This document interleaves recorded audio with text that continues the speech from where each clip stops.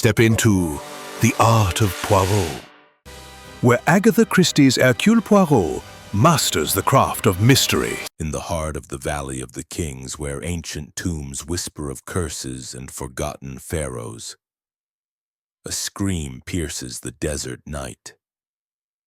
A trusted foreman lies dead at the mouth of a newly discovered tomb, a dagger in his chest, and the shadow of a curse looms large. Was it greed, betrayal, or something darker that struck? Enter Hercule Poirot, the master detective, whose little gray cells must unravel a web of secrets among a cast of scholars, financiers, and hidden enemies. Who can be trusted when every clue points to deception and every suspect hides a motive? In Hercule Poirot's sarcophagus scheme, the truth is buried deep. But can Poirot unearth it before the desert claims another life? Chapter 1. The Sands of Suspicion. The sun hung low over the Nile, casting a golden sheen across the arid expanse of the Valley of the Kings, where the ancient tombs of pharaohs slumbered beneath layers of sand and secrets. In the shadow of a towering cliff, the excavation camp of Sir Reginald Ashbourne buzzed with a peculiar blend of scholarly zeal and nervous anticipation. The camp, a cluster of canvas tents and wooden tables strewn with artifacts, sat isolated amidst the dunes, a world apart from the bustling streets of Cairo. It was here, in this remote cradle of history, that the seeds of a most perplexing mystery were sown. Captain Arthur Hastings, ever the loyal companion of Hercule Poirot, stood at the edge of the camp, his pith helmet tilted against the relentless sun. He mopped his brow with a handkerchief, observing the flurry of activity with a mixture of fascination and unease. The excavation team, a motley assembly of British archaeologists, Egyptian laborers, and a few enigmatic hangers-on, moved with purpose, their voices mingling with the clink of tools and the soft shuffle of sand. Yet beneath the surface of their industrious chatter, Hastings sensed a current of tension, as though the very air whispered of secrets buried deeper than the tombs themselves. Sir Reginald Ashbourne, the expedition's patron and a man of considerable wealth and ego, strode among the workers, his booming voice cutting through the desert stillness. A robust figure in his late 50s with a walrus-like mustache and eyes that gleamed with ambition, Sir Reginald was a force of nature. His latest obsession was the newly discovered tomb of Ankhesenet, a minor pharaoh whose resting place promised treasures to rival Tutankhamun's. The discovery had drawn a small but eclectic circle to this desolate outpost, scholars, adventurers, and those with less discernible motives. "Mark my words, Hastings," Sir Reginald declared, clapping a heavy hand on the captain's shoulder as he approached. "This tomb will rewrite history, the curse be damned. We shall uncover wonders that will dazzle the British Museum." Hastings smiled politely, though the mention of a curse sent a shiver down his spine despite the oppressive heat. "A curse, Sir Reginald? Surely you don't put stock in such superstitions." Sir Reginald's laugh was a hearty bellow. "Superstition? Nonsense. The locals mutter about Ankhesenet's wrath, but I say it's merely a tale to keep tomb robbers at bay. No, my dear captain, what we face here is the envy of rival excavators and the greed of those who'd steal our glory." Hastings nodded, though his eyes drifted to the others in the camp. There was Dr. Evelyn Hartley, a brilliant but aloof Egyptologist in her 30s, whose sharp intellect was matched only by her guarded demeanor. She stood at a table meticulously cataloging fragments of pottery, her dark hair pinned tightly beneath a wide-brimmed hat. Nearby, Mr. Leonard Baxter, Sir Reginald's financial backer, lounged in the shade, his tailored suit incongruous with the rugged surroundings. Baxter, a lean man with a predatory smile, seemed more interested in the camp's dynamics than the artifacts themselves. Then there was Miss Clara Wentworth, Sir Reginald's young ward, a vivacious woman of 22 whose presence in the camp puzzled Hastings. Her laughter rang out often, yet her eyes held a flicker of unease, as though she carried a burden she dared not share. Beside her stood Mr. Tariq Nassar, an Egyptian antiquities official whose quiet authority and watchful gaze commanded respect. Rounding out the group was Mr. Victor Crane, a journalist with a knack for asking uncomfortable questions, his notebook ever present as he scribbled observations with a sly grin. The laborers, led by a stoic foreman named Mahmoud, worked tirelessly, their rhythmic chants echoing as they cleared sand from the tomb's entrance. Yet even they seemed to pause at times, glancing warily at the dark mouth of the tomb, as if expecting the curse to manifest. Hastings' musings were interrupted by the arrival of a dusty motor car, its engine coughing as it halted near the camp. From it emerged a figure whose neat mustache and impeccable attire were unmistakable, even in the heart of the desert. Hercule Poirot, the renowned Belgian detective, stepped onto the sand with an air of serene confidence, his cane tapping lightly as he surveyed the scene. His small, precise frame seemed almost comical amidst the rugged landscape, yet his piercing green eyes missed nothing. "Poirot!" Hastings exclaimed, hurrying forward. "I wasn't expecting you so soon." Poirot inclined his head, a faint smile playing on his lips. "Mon ami, when Sir Reginald Ashbourne cables for the assistance of Hercule Poirot, it is not a summons to be ignored. He speaks of a matter most urgent, no? A disturbance in this camp of scholars and seekers." Hastings frowned. "He mentioned no specifics, only that he desired your presence. I assumed it was merely a precaution given the value of the tomb's contents." Poirot's eyes twinkled with amusement. "A precaution? No, Hastings. Sir Reginald is not a man to waste the talents of Poirot on mere whims. There is something amiss, something that disturbs the harmony of this camp, and Hercule Poirot shall uncover it." As they approached the central tent, Sir Reginald greeted Poirot with effusive warmth, though his eyes betrayed a flicker of anxiety. "Monsieur Poirot, your arrival is a godsend. We are on the cusp of greatness, yet I fear there are those who would sabotage our efforts." Poirot raised a hand, his expression serene yet commanding. "Calm yourself, Sir Reginald. Tell me all from the beginning. Leave no detail unspoken, for it is in the smallest matters that the truth often hides." Over tea served in chipped porcelain cups, Sir Reginald recounted the expedition's progress. The tomb's discovery had been a triumph, but recent events had cast a shadow. Tools had gone missing, artifacts had been misplaced, and whispers of the curse had begun to unsettle the laborers. More troubling was a series of anonymous notes written in a spidery hand, warning of doom should the tomb be disturbed further. The latest had been found pinned to Sir Reginald's tent flap that very morning, its message chilling.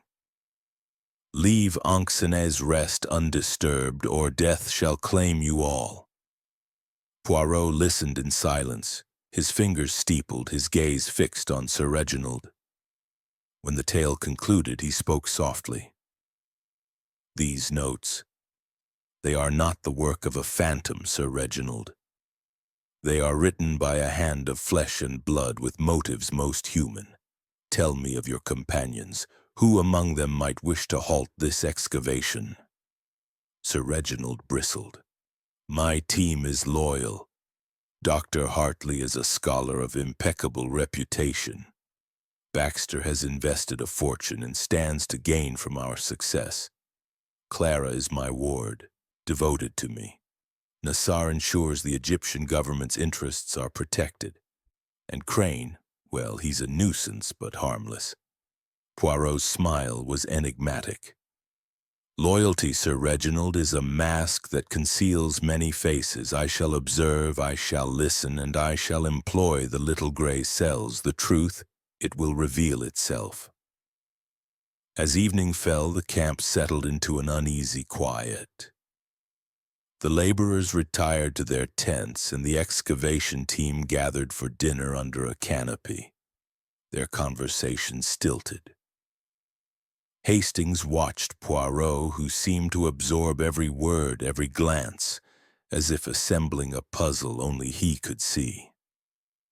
Clara laughed too brightly at a jest from Baxter while Dr. Hartley's fork paused mid-air, her eyes narrowing at some unspoken thought. Nassar spoke little, his gaze drifting to the tomb's entrance, and Crane scribbled furiously, his pen scratching like an accusation. As the meal ended, a piercing scream shattered the stillness. The group rushed toward the sound which came from the tomb's entrance. There, sprawled in the sand, lay Mahmoud, the foreman, his eyes wide with terror, a dagger protruding from his chest. The camp erupted in chaos, but Poirot stood motionless, his gaze sweeping the scene. Mon Dieu, he murmured, his voice steady. The game. It has begun. Hastings' heart pounded as he stared at the lifeless body. The desert night closed in, and the weight of the curse seemed to press upon them all. Yet Poirot's calm presence was a beacon in the darkness, promising that no mystery, however sinister, could elude his relentless logic. Chapter 2. The Shadow of the Tomb. The night air in the Valley of the Kings was thick with unease as the excavation camp reeled from the grim discovery of Mahmoud's body. The foreman lay motionless at the mouth of Anxinet's tomb, his blood seeping into the sand, the dagger in his chest gleaming cruelly under the flickering light of lanterns.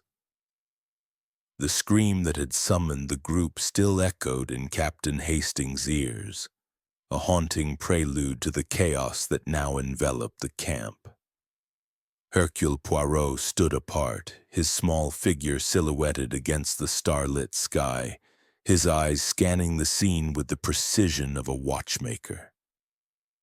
Mon ami, Poirot said softly to Hastings, his voice cutting through the murmurs of the gathered crowd. Observe the tableau. A man is dead, yet the manner of his death speaks louder than any cry. We must listen to what it tells us. Hastings, still shaken, nodded. It's ghastly, Poirot. A dagger in the chest, such a brutal act. Could it be the curse, as the locals fear? Poirot's mustache twitched with a faint smile. The curse, Hastings? Non. A curse does not wield a blade with such precision. This is the work of a human hand, driven by human passions. Come, let us examine the facts. The camp was a flurry of activity. Sir Reginald Ashbourne, his face flushed with a mixture of outrage and fear, barked orders to the laborers who stood in a huddle, their eyes wide with dread. Dr. Evelyn Hartley knelt beside Mahmoud's body, her hands steady as she examined the wound with clinical detachment, though her lips were pressed into a thin line. Mr. Leonard Baxter paced nearby, his polished shoes kicking up clouds of dust, while Miss Clara Wentworth clung to Sir Reginald's arm, her face pale and her eyes darting nervously. Mr. Tariq Nassar, the Egyptian official, stood at the edge of the group, his expression unreadable but his posture rigid. Mr. Victor Crane, the journalist, scribbled furiously in his notebook, his sharp eyes flitting from one face to another. Poirot approached the body, his cane tapping lightly on the ground. He crouched with surprising agility for a man of his fastidious nature, his gloved fingers hovering near the dagger without touching it. "A fine blade," he murmured, "of Egyptian design, yet modern in its craftsmanship. Not an artifact, but a weapon meant for purpose. And the wound, précis, direct to the heart." This was no act of impulse. Dr. Hartley looked up, her voice steady but strained. The blade entered cleanly between the ribs. Death would have been instantaneous. Whoever did this knew exactly where to strike. Poirot's eyes gleamed. "Exactement, mademoiselle. Knowledge, or perhaps instinct. Tell me, was Mahmoud well liked among the workers?" Dr. Hartley hesitated, glancing at the laborers. "He was respected but strict. Some grumbled about his demands, but nothing to suggest this." Poirot nodded, rising to his feet. "And yet someone harbored a grievance strong enough to kill. We must discover what it was." Sir Reginald, his voice trembling with indignation, interrupted. "This is an outrage, Poirot. Mahmoud was indispensable to this expedition. Who would dare—" Poirot raised a hand, silencing him. "Patience, Sir Reginald. To answer who, we must first ask why. Let us establish the facts. When was Mahmoud last seen alive, and by whom?" The group exchanged uneasy glances. Clara spoke first, her voice faltering. "I saw him at dinner around 7 o'clock. He was speaking with the laborers, giving instructions for tomorrow's work." Nassar nodded. "I confirm this. I spoke with him briefly at 7:30 near the supply tent. He mentioned a concern about missing tools, but seemed otherwise calm." Baxter snorted, his tone sharp. "Missing tools again? This camp is plagued with petty thefts.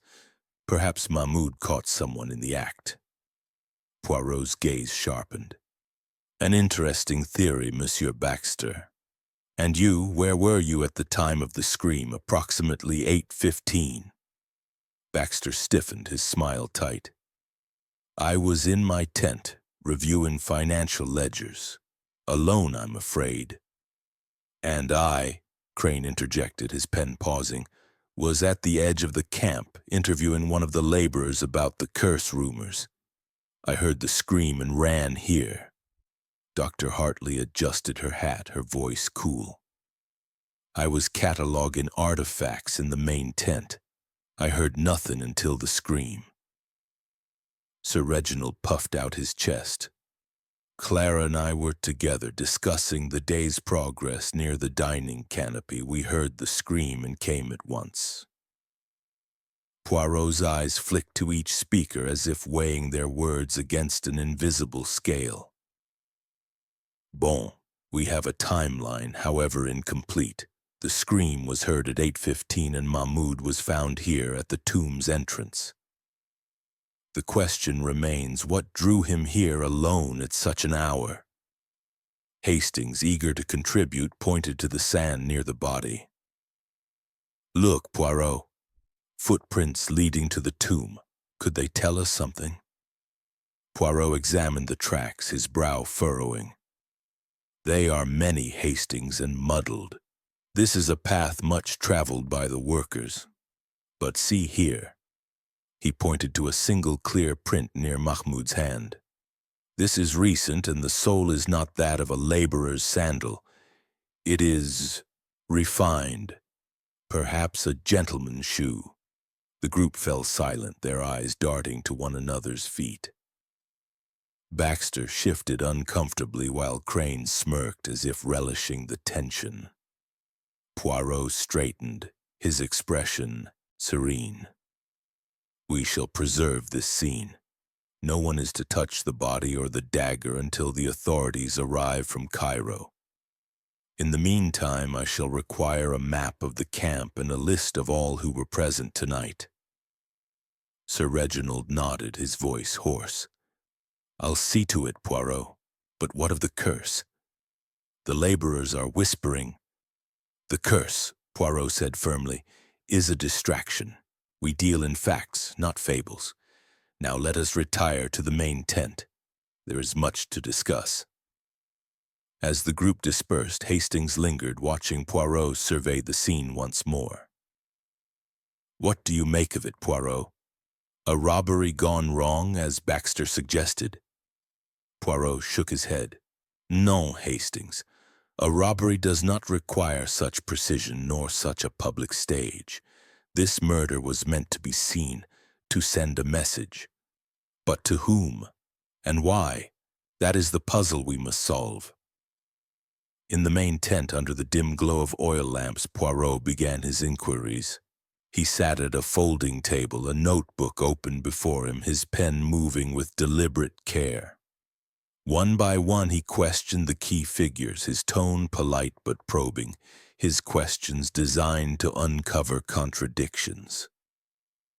Dr. Hartley spoke of her work, her passion for Egyptology evident, yet she admitted to a recent disagreement with Mahmoud over the handling of artifacts. "He was careless at times," she said, her voice tight.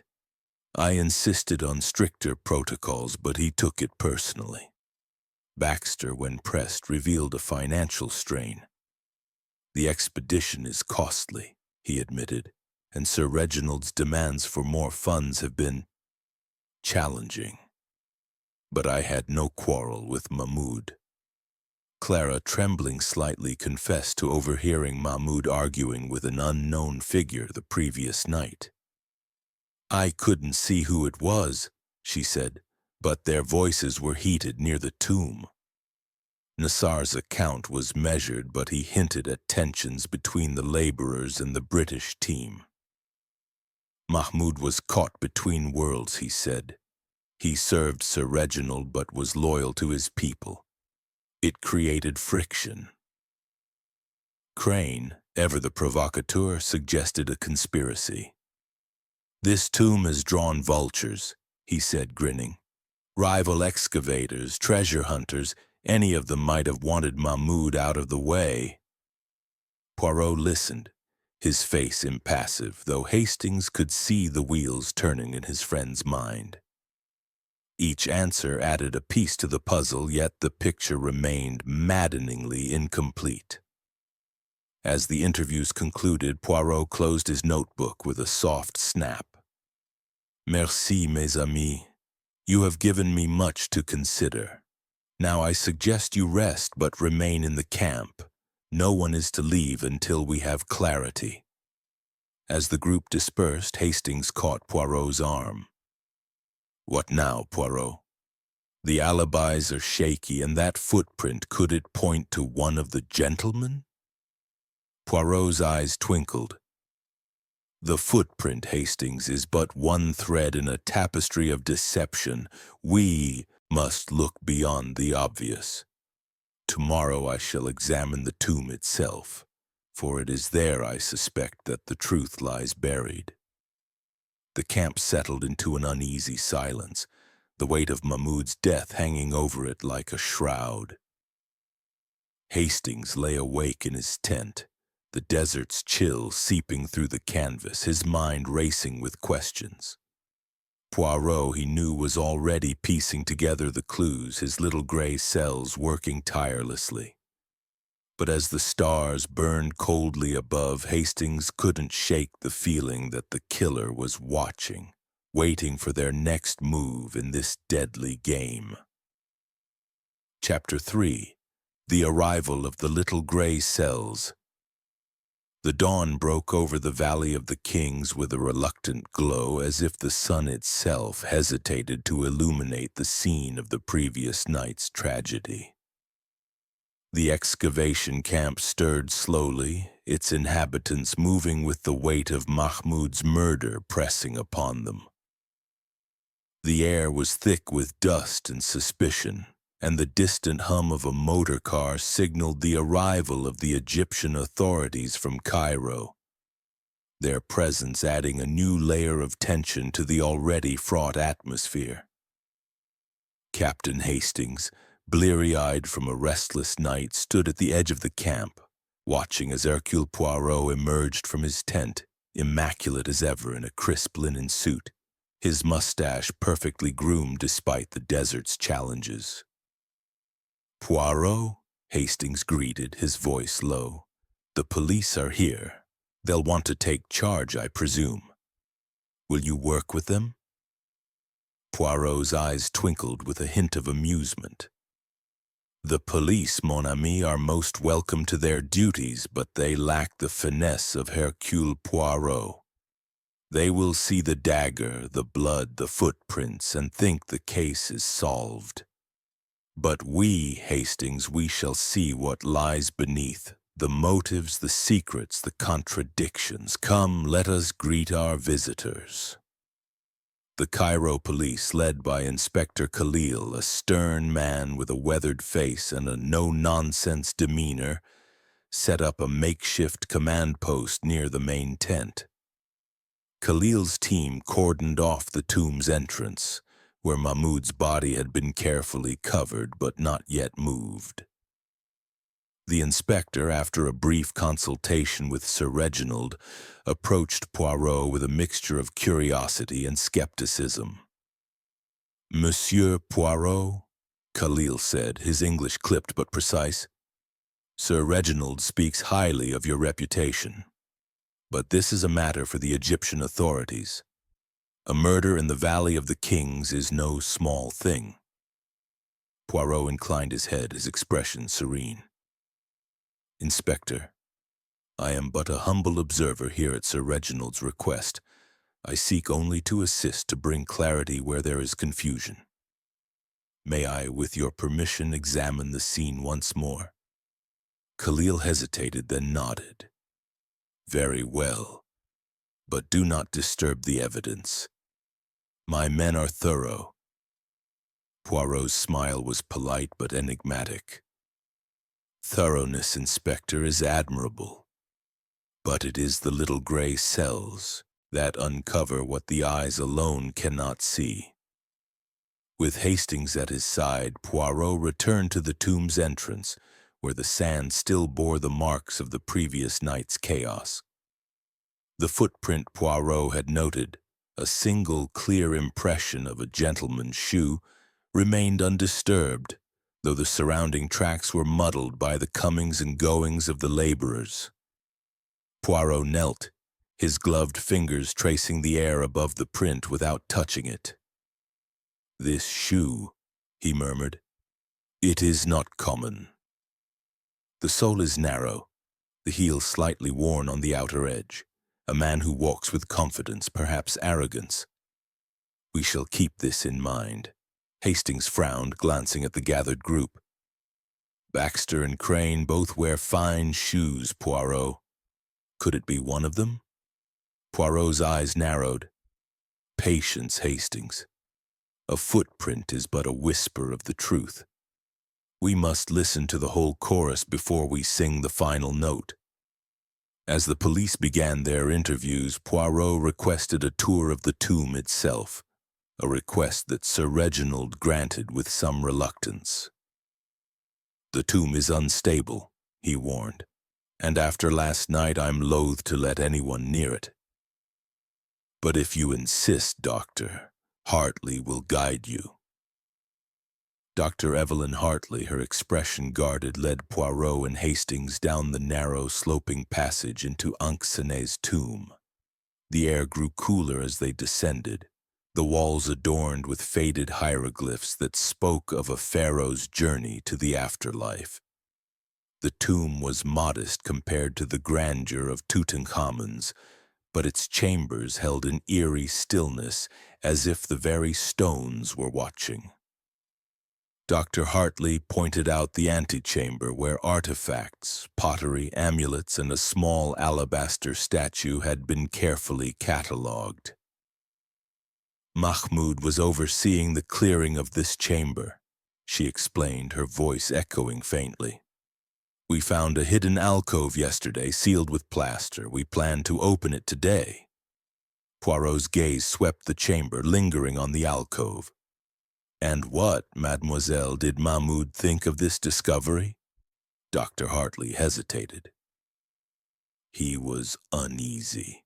He said the alcove might contain something dangerous, though he wouldn't elaborate. I thought it was just superstition. Poirot nodded, his fingers brushing the edge of a wooden crate. Superstition, or perhaps knowledge.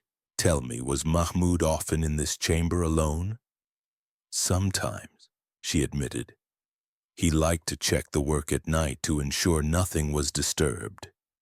Poirot's eyes gleamed. Bon, and last night did anyone see him enter the tomb? Dr. Hartley shook her head. Not that I know of, but the camp was busy after dinner. Someone could have followed him. As they emerged from the tomb, Poirot's attention turned to the camp's layout. He requested Sir Reginald's map, which detailed the tents, the dining canopy, the supply area, and the tomb's entrance. Studying it, he noted the proximity of each. Person's tent to the crime scene. Baxter's tent was closest, followed by Crane's, while Clara and Sir Reginald shared a larger tent farther off. Dr. Hartley's was near the artifact tent, and Nassar's was on the camp's perimeter, closest to the laborers' quarters. This map, Poirot said, tapping it with his cane, is a canvas of opportunity. Whoever killed Mahmoud had but a short distance to travel, and yet they chose the tomb's entrance, a public place, not a hidden one. Why? Hastings ventured a guess. To make it look like the curse? To scare the others? Poirot's smile was faint. Perhaps, Hastings, or perhaps to ensure the body was found quickly. A message, as I said, meant to be seen. The police interviews conducted in the main tent revealed little new. The laborers confirmed Mahmoud's strict but fair leadership, though a few admitted to resenting his authority. One, a young man named Ahmed, mentioned seeing a shadowy figure near the tomb around 8 o'clock but could not identify them. The police, focused on the dagger, suspected a local thief, but Poirot's questions were more probing, circling the relationships within the camp. He spoke again with Clara, whose nervous demeanor intrigued him. Mademoiselle Wentworth, he said gently, you mentioned an argument you overheard. Can you recall any words, any tone that might help us? Clara twisted her hands, her eyes avoiding his. It was angry, Monsieur Poirot. Mahmoud was saying something about betrayal and promises broken. The other voice was lower, harder to hear, but it sounded threatening. Poirot's gaze softened, but his voice was firm. And you told no one of this until now? Why? I was afraid, she whispered. I didn't want to cause trouble. Sir Reginald has so much riding on this expedition. Poirot nodded, dismissing her gently. To Hastings, he murmured, Fear, Hastings, is a powerful silencer. But it also reveals much. Mademoiselle Wentworth knows more than she says. Next, Poirot questioned Baxter, whose smooth confidence faltered under the detective's scrutiny. You mentioned financial strain, Monsieur Baxter. Were you and Mahmoud at odds over money? Baxter's laugh was forced. Mahmoud? Hardly. He was a worker, not a financier. My concerns are with Sir Reginald's endless demands for funds. And yet, Poirot pressed, you were in your tent alone at the time of the murder. No one to confirm this? Baxter's eyes narrowed. I don't need an alibi, Poirot. I'm no killer. Poirot's smile was inscrutable. Of course, monsieur, but the truth, it cares little for our protests. As the day wore on, Poirot's inquiries continued, each conversation adding a fragment to the puzzle. Crane admitted to eavesdropping on a heated exchange between Sir Reginald and Nassar about the tomb's artifacts, though he claimed it was for his story.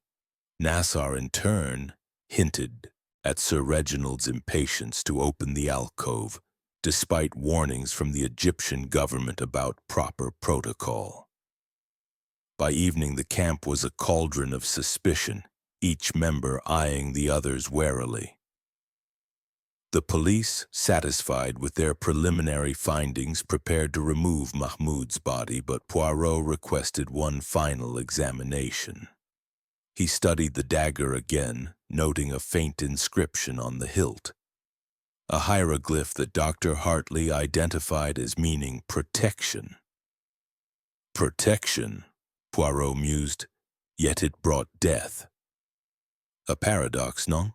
As night fell, Hastings found Poirot in his tent, studying the camp's map by lamplight. "What now, Poirot? The police seem convinced it's a local matter, but you're not satisfied, are you?" Poirot's eyes gleamed. "Satisfied? No, Hastings. The police see a crime, I see a story. The dagger, the footprint, the alcove, the argument. They are threads in a tapestry of deception. Tomorrow we shall pull at these threads, and the truth will begin to unravel." Hastings retired, his mind swirling with questions. The camp was a closed circle, its secrets buried as deeply as Anxenet's tomb. But with Poirot's little gray cells at work, Hastings knew the killer's time was running out. Chapter 4. The Dance of Deception. The morning sun cast long shadows across the excavation camp, its relentless heat doing little to dispel the chill of suspicion that had settled over the group. The death of Mahmoud, the foreman, hung like a specter, and the arrival of the Cairo police had only deepened the unease. Captain Hastings, sipping tepid tea outside his tent, watched as Hercule Poirot moved through the camp with the precision of a metronome, his small frame exuding an air of calm authority. The Belgian detective's eyes, sharp and unyielding, seemed to pierce the very souls of those he observed, as if each glance uncovered a hidden truth. "Poirot," Hastings said, joining his friend near the dining canopy, "the camp is on edge. The laborers are refusing to work, muttering about the curse, and the police seem no closer to an answer. What's your next move?" Poirot adjusted his hat, shielding his eyes from the sun. "My next move, mon ami, is to listen. The truth speaks in whispers, through a glance, a hesitation, a word misspoken. Today we shall conduct the interviews more thoroughly, and we shall observe the dance of deception that these suspects perform." Inspector Khalil had set up a table in the main tent, where he and his officers were questioning the laborers, their tone brusque and their patience thin. Poirot, however, preferred a quieter approach. He invited each key figure to join him in a shaded corner of the camp, where a folding chair and a small table held his notebook and a pot of tea, an incongruous touch of civility in the rugged desert. Hastings marveled at Poirot's ability to make even a murder investigation feel like a drawing-room conversation. First to be summoned was Dr. Evelyn Hartley, whose composed demeanor faltered slightly as she sat across from Poirot. Her hands, usually steady, fidgeted with the brim of her hat. "Monsieur Poirot," she began, preempting his question, "I assure you I had no reason to harm Mahmoud. He was essential to our work, even if we disagreed at times." Poirot's smile was disarming. "Disagreed, mademoiselle? On what, précisément? You mentioned his carelessness with artifacts. Was there more to this friction?" Dr. Hartley's eyes flicked away, then back. "He was overzealous. He pushed the laborers too hard, and he questioned my methods. Last week he accused me of mishandling a scarab amulet, though it was he who left it exposed to the elements. Poirot nodded, his pen scratching notes. And this amulet, where is it now? In the artifact tent, she replied quickly. Secured, as always. Bon, Poirot said, his tone neutral. And last night between 7:30 and 8:15, where were you, mademoiselle? In the artifact tent, as I told you, she said, her voice firm. I was alone cataloguing. I heard the scream and ran to the tomb. Poirot's gaze lingered on her, as if measuring the weight of her words. Merci, mademoiselle. That will be all for now. Next came Mr. Leonard Baxter, whose polished exterior seemed frayed by the morning's tension. He sat with a forced ease, his fingers drumming on the table. Monsieur Poirot, I hope you're not wasting time suspecting me. I'm a businessman, not a murderer. Poirot's mustache twitched. A businessman, oui, but one under strain, no? You spoke of financial pressures. Did Mahmoud perhaps know something of your affairs that made him inconvenient? Baxter's laugh was sharp. Inconvenient? He was a foreman, not my accountant. My concerns are with Sir Reginald's spending, not some laborer's gossip. And yet, Poirot pressed, you were alone in your tent at the time of the murder. A man of your means, monsieur, might have enemies. Did Mahmoud cross such an enemy? Baxter's eyes narrowed. If you're implying I hired someone, you're mistaken. I was in my tent, and that's the truth. Poirot made a note, his expression unreadable. The truth, monsieur, is like the sand. It shifts until one finds the rock beneath. Merci, Miss Clara Wentworth was next, her delicate features drawn with worry. She sat twisting a handkerchief, her eyes darting nervously. Monsieur Poirot, I can't bear this suspicion. Mahmoud was kind to me, always polite. Why would anyone do this? Poirot's tone was gentle, almost paternal. Mademoiselle, you overheard an argument the night before the murder. You spoke of betrayal and promises broken. Can you recall anything more? A name, perhaps, or the direction of the voices? Clara hesitated, her voice barely above a whisper. It was near the supply tent after dark. I couldn't see clearly, but the other voice, it sounded like a man, someone educated, not a laborer. I heard Mahmoud say, "You cannot hide it forever." Poirot's eyes gleamed. "Hide what, mademoiselle?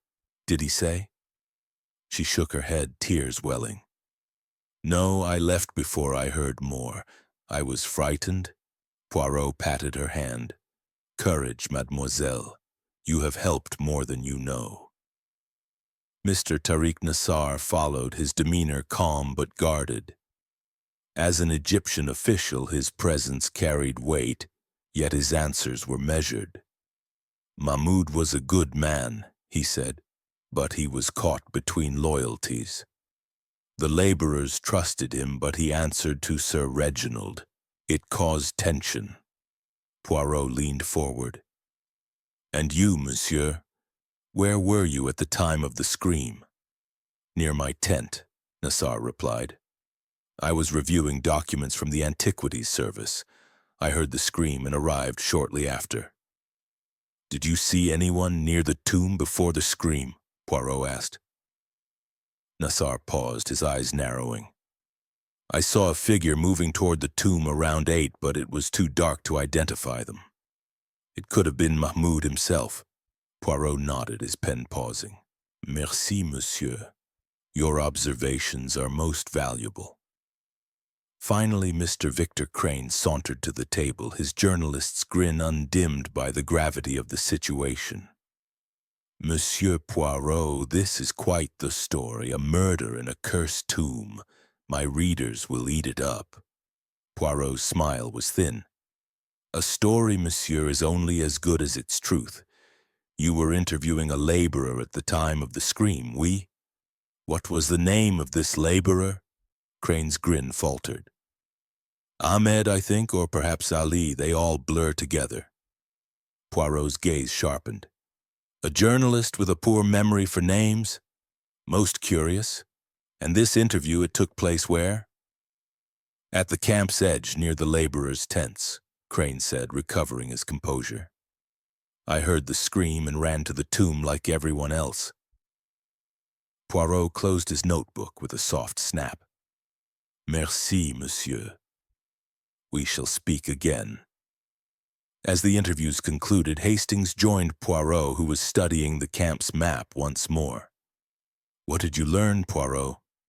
They all seem so plausible, yet none of them have solid alibis. Poirot's eyes twinkled. Plausible, oui, but the truth lies in the cracks between their stories. Consider, Hastings. Clara's overheard argument speaks of betrayal. Dr. Hartley admits to a dispute with Mahmoud. Baxter is evasive about his finances. Nassar sees a figure but cannot identify it. And Crane, the journalist, claims a vague interview with a laborer whose name he cannot recall.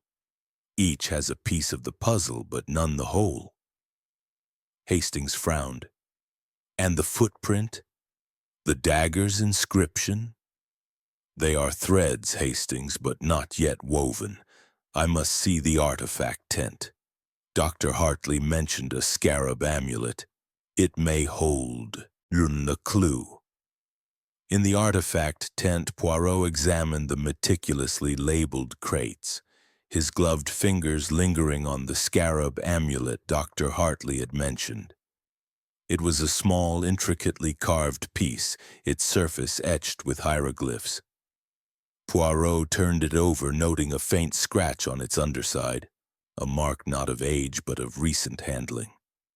Curieux, he murmured. This amulet was handled roughly, perhaps in haste. By whom, I wonder? As they left the tent, a shout from the laborers drew their attention. One of the workers, Ahmed, held up a tattered cloth, stained with what appeared to be blood. Found near the supply tent, he called, his voice trembling. Poirot took the cloth, examining it closely. Blood, oui, but fresh or old. We must have it analyzed. And the location, near the supply tent where Clara heard the argument. The plot, it thickens. As evening fell, the camp remained tense, the laborers refusing to approach the tomb.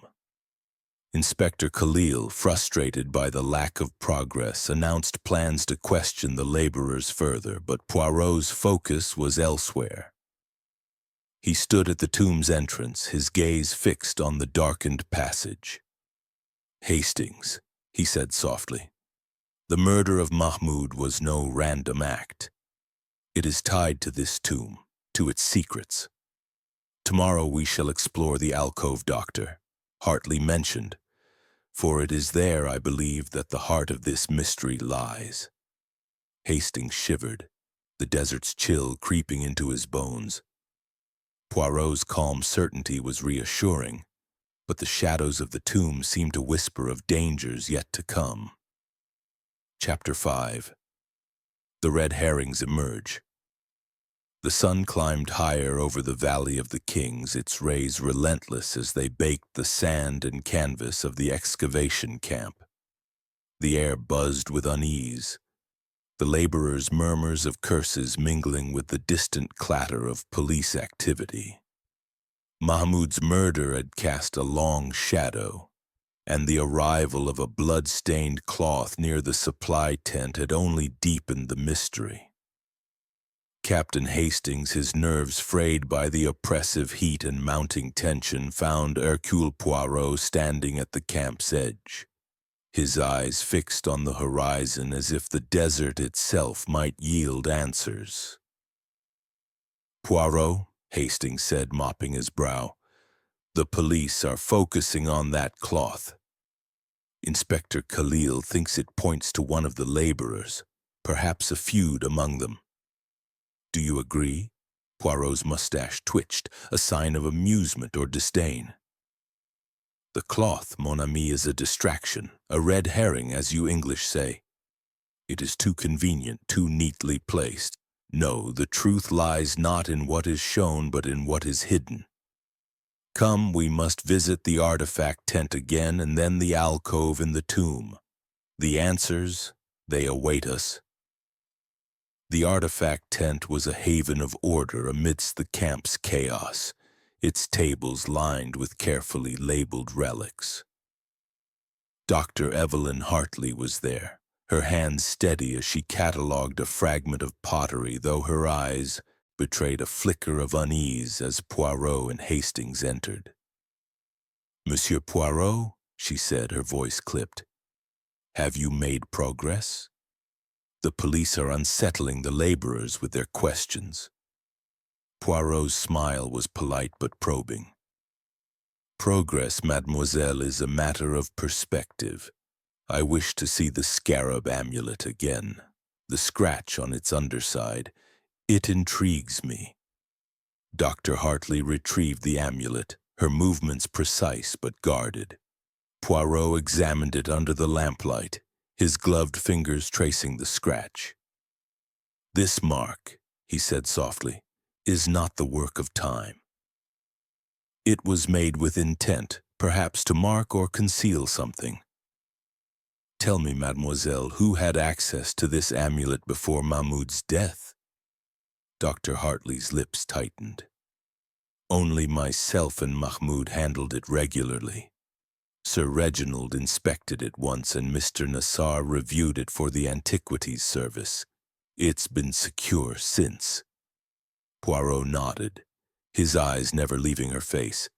"Secure, oui, and yet it bears a mark that speaks of haste or secrecy. Merci, mademoiselle. We shall speak again." As they left the tent, Hastings whispered, "Do you suspect her, Poirot?" "She's so composed, but that hesitation." Poirot raised a hand. "Suspicion, Hastings, is premature. Dr. Hartley guards her secrets, as do they all. But the amulet, it is a clue, one that connects to Mahmoud's murder. Now, to the tomb." The entrance to Anxinet's tomb loomed like a dark maw, its cool interior a stark contrast to the desert's heat. Dr. Hartley, at Poirot's request, led them to the sealed alcove she had mentioned, a plaster-covered recess in the antechamber. The laborers had paused their work and the police had cordoned off the area, but Poirot's presence carried an authority that parted the barriers. Inspector Khalil, observing from a distance, watched with grudging respect as Poirot examined the alcove. "The plaster," Poirot noted, "is intact, yet Mahmoud was concerned about this alcove." "Why, mademoiselle? What did he fear?" Dr. Hartley's voice was steady, but her eyes flicked to the shadows. "He spoke of a curse, but I thought it nonsense. He said the alcove might contain something not meant for the living. I assumed he was echoing local superstitions." Poirot's gaze lingered on the plaster, his fingers hovering near its surface. "Superstition or perhaps knowledge. We shall open this alcove, but with care. Inspector Khalil, will you permit this?" Khalil, after a moment's hesitation, nodded. "Proceed, but my men will supervise." Under Poirot's watchful eye, two laborers carefully chipped away the plaster, revealing a narrow stone door. With a collective breath, the group watched as it was pried open, revealing a small chamber. Inside, a single object rested on a stone plinth, a golden statuette of Anubis, the jackal-headed god, its eyes inlaid with lapis lazuli. The air seemed to thicken with awe, but Poirot's focus was elsewhere. He pointed to a faint smudge on the plinth's edge, another mark, similar to the one on the scarab amulet. "Another scratch," he murmured. "Made by the same hand, perhaps. This statuette was touched recently before the alcove was sealed." Dr. Hartley frowned. Impossible. The alcove was sealed centuries ago. Poirot's eyes gleamed. Impossible, mademoiselle. Non, the plaster was new, applied within days, not centuries. Someone has been here and Mahmoud knew it. The revelation sent a ripple of unease through the group. Inspector Khalil, his patience thinning, declared the statuette evidence and ordered it secured. But Poirot's attention was drawn to a small pile of sand near the plinth, disturbed as if by a hurried foot. "Hastings," he said softly, "note the sand.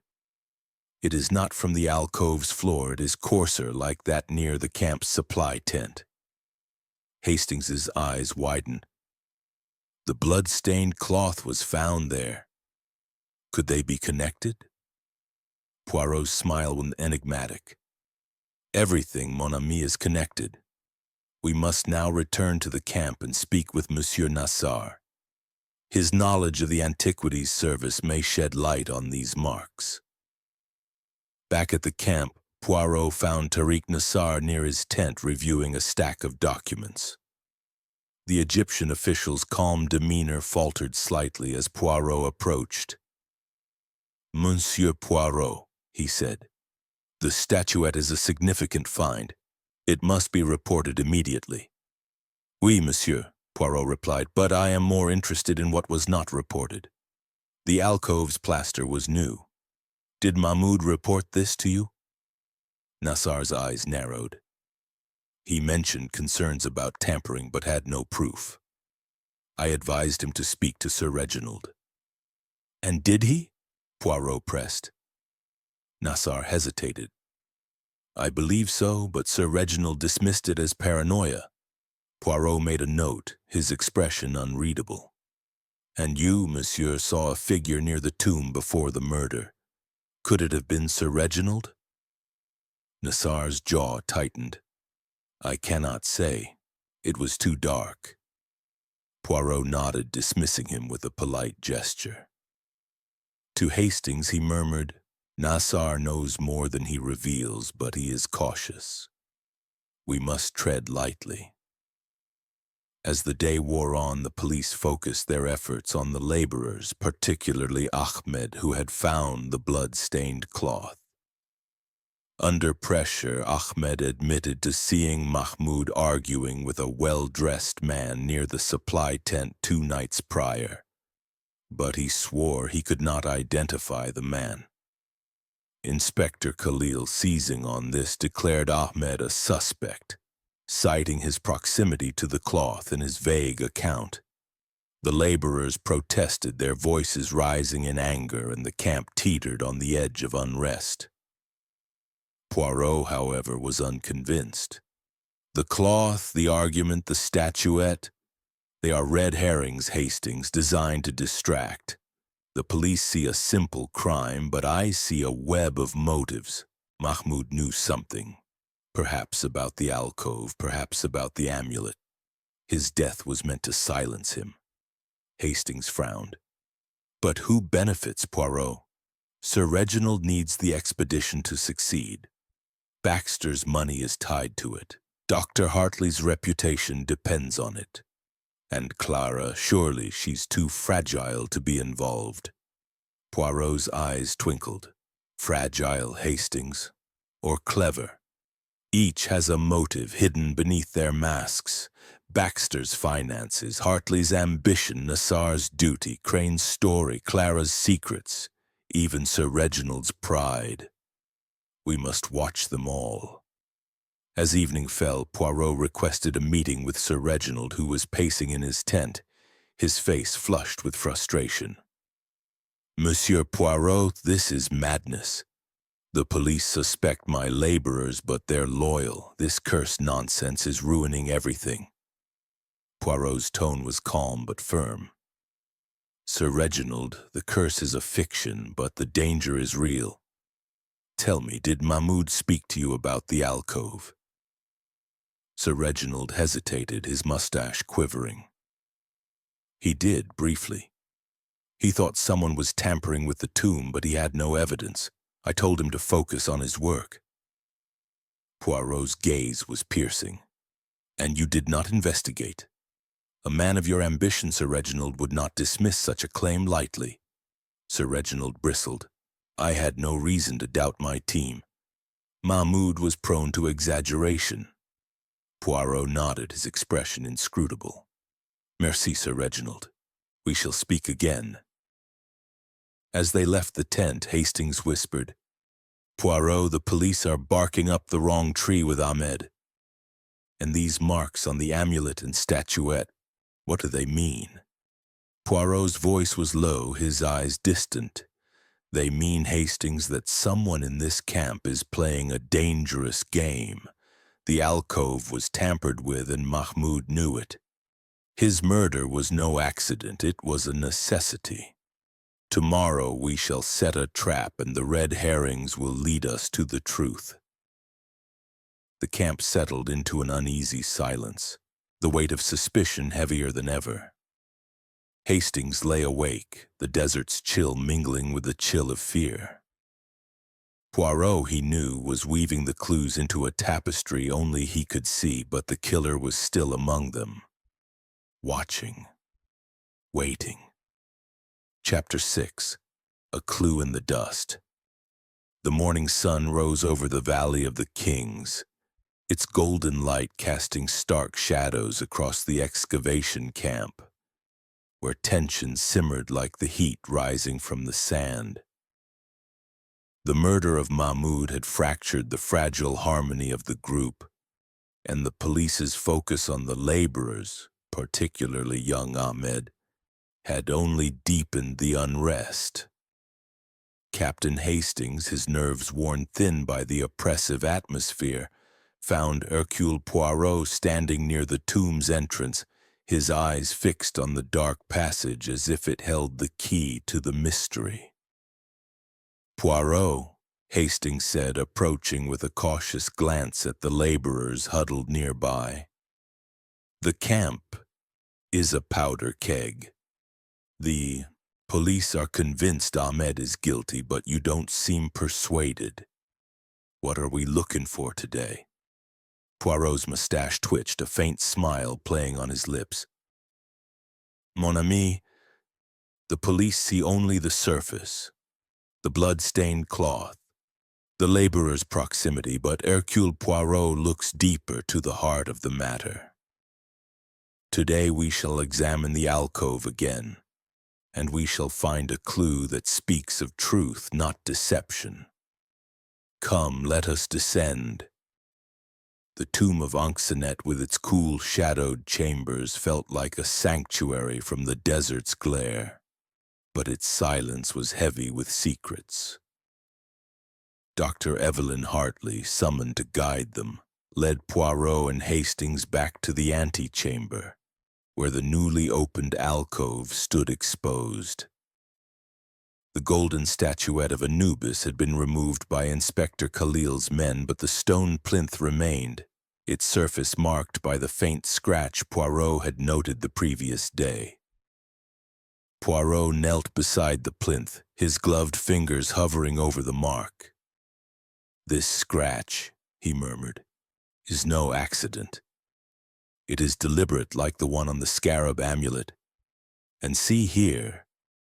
He pointed to a thin layer of dust on the plinth's edge, disturbed in a pattern that suggested a hand had rested there. This dust, it is not from the tomb. It is coarser, like the sand near the supply tent. Hastings' eyes widened. The same sand as near the blood-stained cloth? Could it link the alcove to the murder? Poirot's gaze was sharp. Précisément, Hastings. The sand, the scratch, the cloth. They are threads in a tapestry. Someone entered this alcove recently and Mahmoud knew it. His knowledge, I suspect, cost him his life. Dr. Hartley, standing nearby, shifted uncomfortably. Monsieur Poirot, the alcove was sealed until yesterday. How could anyone have entered it? Poirot rose, his expression serene but piercing. The plaster, mademoiselle, was new, applied within days. Someone resealed this alcove to conceal their actions. Tell me, did Mahmoud ever enter this chamber alone at night? Dr. Hartley hesitated, her eyes flickering. He did, occasionally. He was meticulous, checking the artifacts before the laborers began each day, but I never saw him tamper with anything. Poirot nodded, his pen scratching in his notebook. Merci, mademoiselle. Your candor is most helpful. As they emerged from the tomb, Poirot requested a private word with Inspector Khalil, who was overseeing the laborers' interrogations. The inspector, his patience fraying, listened as Poirot outlined his findings. The alcove was tampered with, Poirot said, and Mahmoud's murder is connected to it. The blood-stained cloth found near the supply tent is a distraction. I urge you to focus on the camp's leaders, not the laborers. Khalil's jaw tightened. Monsieur Poirot, the cloth is evidence. Ahmed's story is vague and the laborers are restless. I must follow the facts. Poirot's smile was polite, but firm facts, Inspector, are like stars, visible but often misleading without context. Permit me to question the others further. The truth, it will emerge.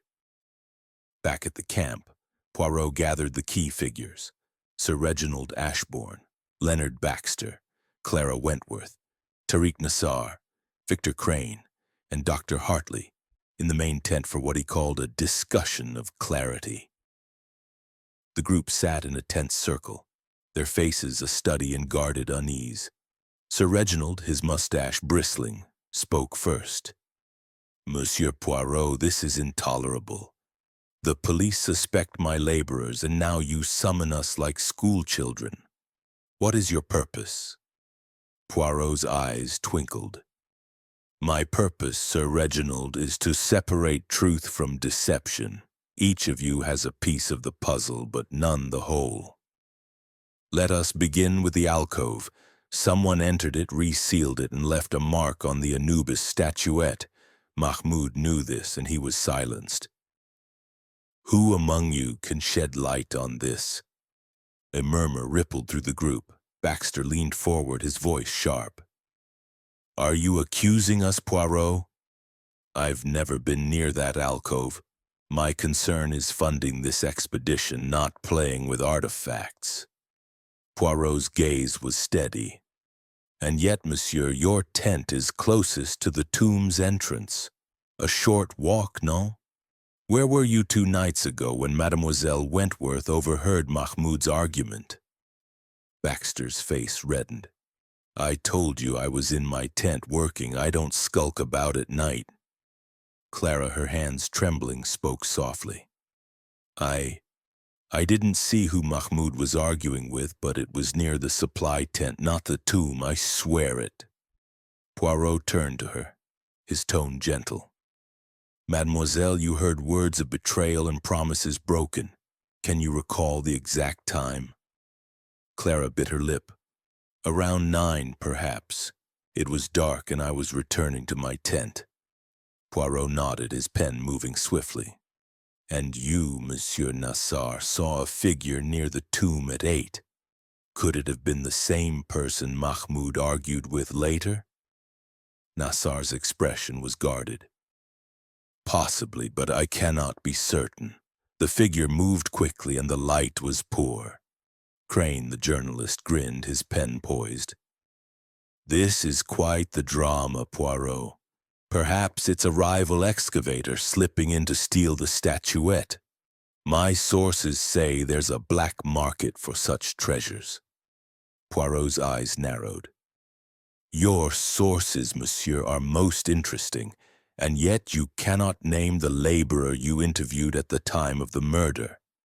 A journalist's memory should be sharper, non. Crane's grin faltered. I was distracted by the scream. It's a chaotic camp. Poirot turned to Sir Reginald. And you, Sir Reginald, dismissed Mahmoud's concerns about the alcove. Why? Sir Reginald puffed out his chest. He was superstitious, Poirot. He spoke of curses and tampering with no proof. I couldn't halt the expedition on his whims. Poirot's smile was enigmatic. Whims or warnings? We shall see. As the meeting dispersed, Poirot drew Hastings aside, his voice low. Observe, Hastings. Each deflects, each conceals. The alcove, the amulet, the argument, they are connected, but the motive remains hidden. We must find what Mahmoud discovered. Hastings frowned. The police are fixated on Ahmed. Could he be involved? Poirot shook his head. Ahmed is a pawn, Hastings.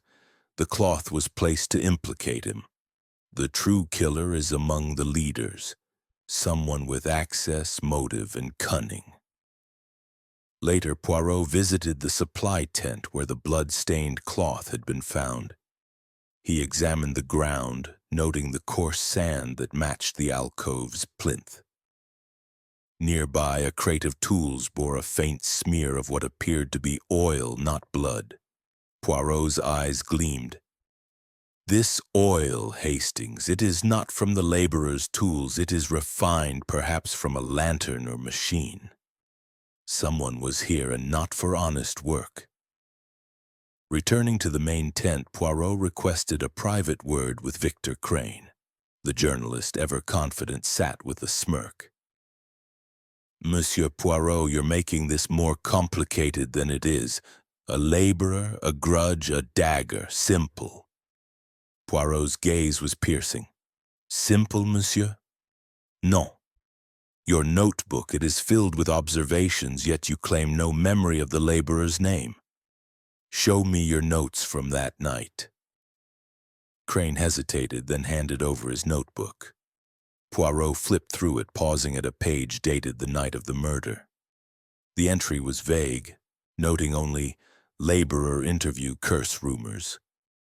But a faint pencil mark caught Poirot's eye, a smudge of oil matching the crate in the supply tent. Curieux, Poirot said, closing the notebook. Your pen, monsieur, has been near oil, perhaps near the supply tent. Crane's smirk vanished. I was there earlier looking for a story, nothing more. Poirot nodded, dismissing him. To Hastings, he murmured, The journalist is too clever, Hastings. He watches, he listens, but he hides his own movements. We must keep him close. As night fell, the camp grew quiet, the laborers' chants silenced by fear. Poirot stood alone, his eyes on the tomb's entrance, his mind a whirl of connections. The clue in the dust, he said softly. It points to a hand that touched both amulet and statuette. Tomorrow, Hastings, we shall tighten the net. Hastings retired, his heart heavy with the weight of the mystery. Poirot's calm certainty was a beacon, but the shadows of the camp seemed to close in, whispering of secrets yet to be unveiled. Chapter 7. The Veil of Motives. The sun hung low over the Valley of the Kings, painting the sand in hues of amber and crimson as the excavation camp stirred with a restless unease. The murder of Mahmoud had woven a web of suspicion that tightened with each passing hour, and the police's focus on young Ahmed, the laborer, had only deepened the camp's divisions. Captain Hastings, his nerves taut from the relentless heat and the weight of unanswered questions, found Hercule Poirot seated in the main tent, his notebook open, his pen moving with deliberate precision as he reviewed his notes. Poirot, Hastings said, settling beside him, the camp is at breaking point. The laborers are refusing to work, and Inspector Khalil is convinced Ahmed is our man. But you're not buying it, are you? Poirot's eyes gleamed, his mustache twitching with a faint smile. Mon ami, the good inspector sees a path that is clear and straight, but it is a path to nowhere. Ahmed is a convenient scapegoat, but the truth lies in the motives of those who walk among us as friends. Today we shall peel back the veil of these motives and see what lies beneath. Poirot's plan was to deepen his inquiries, focusing on the personal connections and hidden grudges that simmered within the camp's tight-knit circle.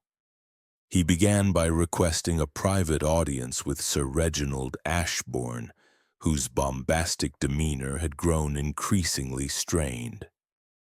The expedition's leader sat heavily in the folding chair, his walrus-like mustache drooping as he faced Poirot's piercing gaze.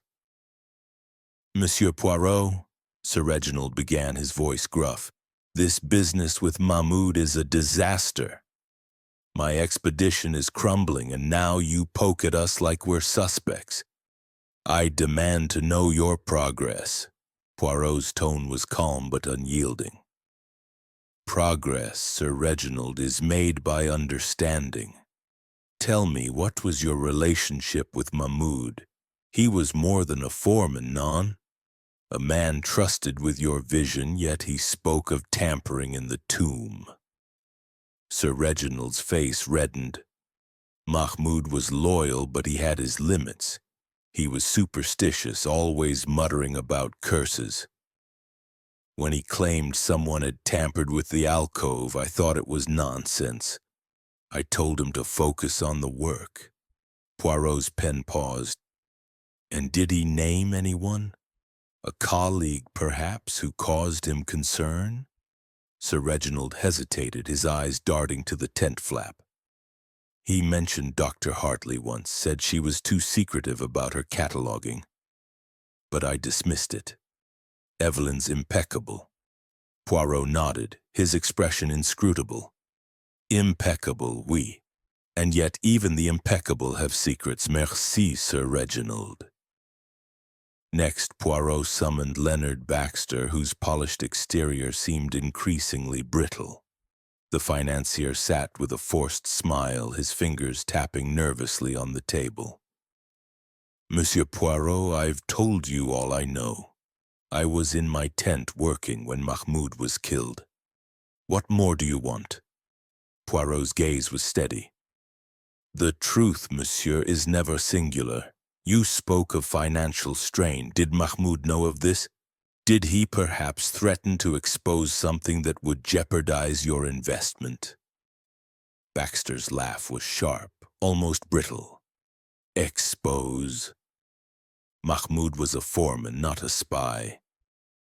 My concerns are with Sir Reginald's spending, not some laborer's gossip. And yet," Poirot pressed, "your tent is closest to the tomb. A man of your means, monsieur, might have reason to silence a threat. Did Mahmoud know something you wish to keep hidden?" Baxter's eyes narrowed, his voice cold. "You're reaching, Poirot. I had no reason to harm him." Poirot made a note, his smile enigmatic. "Perhaps, monsieur. But the truth, it reveals itself in time." Clara Wentworth was next, her delicate frame trembling as she sat across from Poirot. Her eyes, red-rimmed from sleeplessness, darted nervously. "Monsieur Poirot, I can't bear this. Everyone's looking at each other like enemies. I just want it to end." Poirot's tone was gentle, almost soothing. "Mademoiselle, the end comes with truth. You overheard Mahmoud speak of betrayal and promises broken. Have you recalled anything more? A gesture, a tone that might identify the other voice?" Clara twisted her handkerchief, her voice barely audible. It was a man's voice, deep, with an edge of anger. I think I heard him say, "You'll regret this." But I was so frightened I ran back to my tent." Poirot's eyes softened, but his question was sharp. "And why, mademoiselle, did you not tell Sir Reginald at once? You are his ward, no? Surely you trust him." Clara's gaze dropped. "I didn't want to worry him. He's under so much pressure with the expedition." Poirot nodded, dismissing her gently. To Hastings he murmured, Mademoiselle Wentworth is a flower that wilts under scrutiny, yet her fear is not of the murder alone. She protects someone, or something. Tariq Nassar followed, his calm demeanor a stark contrast to the other's agitation. As the Egyptian official, his authority was tempered by a quiet reserve, but Poirot's questions seemed to unsettle him. "Monsieur Nassar," Poirot began, "you saw a figure near the tomb before the murder. You also knew of Mahmoud's concerns about the alcove. Did he confide in you about specific threats?" Nassar's expression was guarded. "Mahmoud was troubled, yes. He spoke of someone tampering with artifacts, but he had no proof. I urged him to report it to the Antiquities Service, but he feared it would halt the excavation." Poirot's gaze was piercing. "And you, monsieur, did you investigate his claims?" Nassar hesitated. "I examined the alcove myself 2 days before his death. The plaster seemed intact, but I'm no expert in such matters." Poirot made a note, his voice soft but firm. "Merci, monsieur. Your vigilance is noted." Finally, Victor Crane sauntered in, his journalist's grin undimmed by the mounting tension. "Monsieur Poirot, you're turning this camp into a stage play. What's my role in your drama?" Poirot's smile was thin. "A journalist, monsieur, is both observer and actor. Your notebook bears a smudge of oil found near the supply tent where Mahmoud argued. Were you there, perhaps seeking a story?" Crane's grin faltered. "I told you I was sniffing around for rumors. The oil could have come from anywhere. Lanterns, tools." Poirot's eyes narrowed. "And yet, your notes are vague. Your memory poor. A journalist's tools are precision and recall, no? Why so elusive?" Crane shrugged, his confidence returning. "I write what sells, Poirot. Details get messy." Poirot dismissed him with a nod, turning to Hastings. "The journalist plays a game, Hastings. He sees more than he admits, but his motives are unclear. We must watch him closely." As the interviews concluded, Poirot requested a second look at the supply tent where the blood-stained cloth had been found. The crate with the oil smear intrigued him, and he examined it closely, noting a faint residue of wax alongside the oil. "This wax," he said, "is not from a candle. It is finer, perhaps from a seal or an artifact. It connects to the scratches on the amulet and statuette." Hastings frowned. "Wax? Could it be from sealing the alcove?" Poirot's eyes gleamed. "Perhaps, Hastings, or perhaps it is a sign of something taken or hidden. We must find what Mahmoud discovered." The police, meanwhile, intensified their focus on Ahmed, whose vague account and proximity to the cloth made him an easy target. The laborers' protests grew louder, and Sir Reginald's attempts to calm them were met with sullen silence. Poirot, observing from a distance, murmured, "The camp is a cauldron, Hastings. The motives, greed, ambition, fear, betrayal, they simmer beneath the surface. We must stir the pot." That evening, Poirot requested a private word with Dr. Hartley, whose guarded demeanor had caught his attention. In the artifact tent, under the dim glow of a lamp, he questioned her about the wax residue. "Mademoiselle," he said, "the scratches on the amulet and statuette, the wax in the supply tent, they suggest tampering. Did Mahmoud suspect you of hiding something?" Dr. Hartley's face paled, but her voice was steady. "Mahmoud was paranoid. He thought I was hoarding artifacts, but I catalog everything meticulously. If there's wax, it's from the laborer's tools, not me." Poirot's smile was enigmatic. "Meticulous, oui, but even the meticulous can err. Merci, mademoiselle." As night fell, the camp grew quiet, the weight of suspicion pressing on every heart. Hastings, lying awake, felt the desert's chill seep into his bones. Poirot's relentless logic was a beacon, but the motives of the camp's inhabitants, veiled in half-truths and hidden grudges, cast long shadows. The truth, Hastings knew, was close, but the killer was closer still, watching from the darkness. Chapter 8. The Breaking of the Mask. The sun beat down mercilessly on the excavation camp in the Valley of the Kings, its unrelenting glare mirroring the mounting pressure within the group.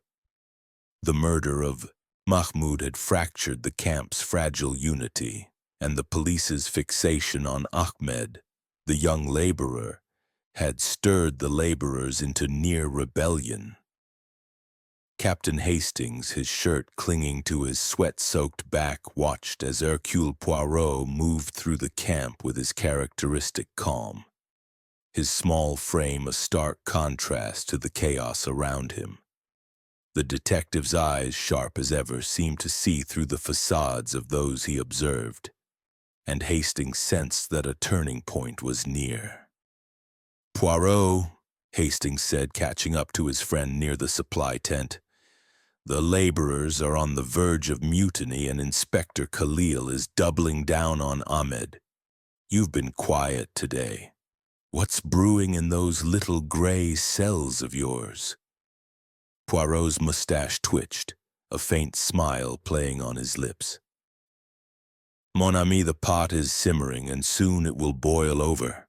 The clues, the scratch on the amulet, the wax in the supply tent, the sand on the plinth. They are aligning. Today we shall see a crack in the mask of one of our suspects, and through that crack the truth will begin to emerge." Poirot's focus was on the emotional undercurrents of the camp, the hidden tensions that might provoke a slip or a confession. He began by requesting a private meeting with Clara Wentworth, whose nervous demeanor had intrigued him from the start. They met in the shade of the dining canopy where Clara sat twisting her handkerchief, her eyes red from sleeplessness or tears. "Mademoiselle Wentworth," Poirot began, his tone gentle but probing. "You are troubled, no? You have carried a burden since Mahmoud's death, a secret that weighs on your heart. Tell me, what do you fear?" Clara's hands trembled and she looked away, her voice barely audible. "Monsieur Poirot, I don't know what you mean. I've told you all I know about the argument I overheard." Poirot leaned forward, his eyes softening. "No, mademoiselle, you have told me only what you dare. You heard Mahmoud speak of betrayal and promises broken. You heard a threat. You'll regret this. Why do you protect the one who spoke those words? Is it loyalty or fear?" Clara's breath caught and a tear slipped down her cheek. "I'm not protecting anyone, I can't be sure who it was. It was dark and I was frightened. Please don't make me say more." Poirot's voice was firm but kind. "Mademoiselle, a man is dead and the truth is your only shield. If you know something, even a fragment, it may save another life. Speak, I implore you." Clara's resolve crumbled and she buried her face in her hands. It sounded like Mr. Baxter," she whispered. "His voice, the way he speaks, so smooth but angry that night. I didn't want to believe it because Sir Reginald trusts him. But I heard him say, 'You'll regret this.' And Mahmoud replied, 'I'll tell them all.' I ran before I heard more." Poirot's eyes gleamed, but he kept his tone soothing. "Merci, mademoiselle. You have been brave. Rest now, and say nothing of this to others."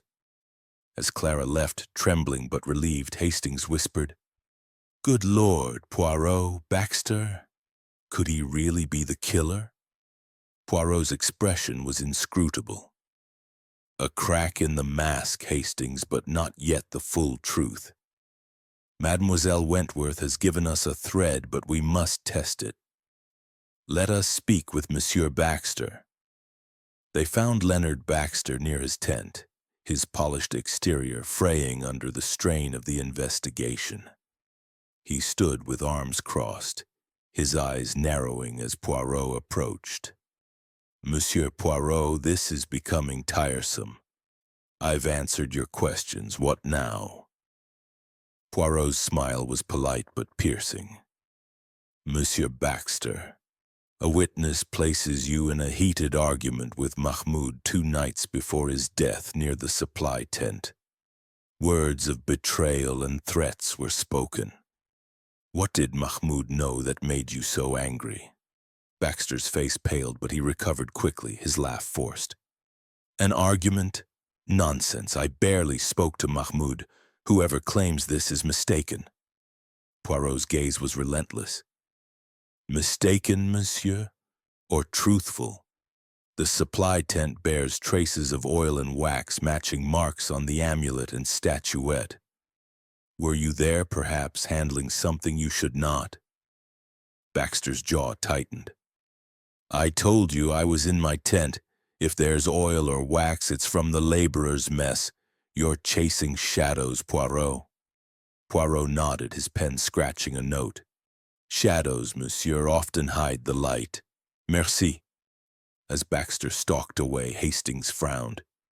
"He's hiding something, Poirot, but why would he kill Mahmoud? Money troubles." Poirot's eyes twinkled. "Money, Hastings, is a powerful motive, but so is fear of exposure. Baxter's finances are strained, and Mahmoud may have known something, perhaps about the alcove or the artifacts. We must press further." Poirot's next move was to revisit the supply tent, where the blood-stained cloth and the oil-smeared crate had been found. He examined the crate again, noting the wax residue, which he now suspected was from a sealing compound used to reseal the alcove. "This wax," he murmured, "is not from a candle, but from an artifact seal. Someone tampered with the alcove and Mahmoud discovered it." Hastings' eyes widened. "Tampering? You mean someone was stealing artifacts?" Poirot's smile was enigmatic. "Stealing or hiding something more dangerous. We must speak with Monsieur Nassar. His role with the Antiquities Service makes him a guardian of these treasures." Tariq Nassar was found near the laborers' quarters, calming their growing unrest. His calm demeanor faltered slightly as Poirot approached. "Monsieur Poirot," he said, "the laborers are frightened. They believe the curse has struck, and the police's focus on Ahmed only fuels their anger." Poirot nodded, his tone measured. "Monsieur Nassar, you examined the alcove before Mahmoud's death.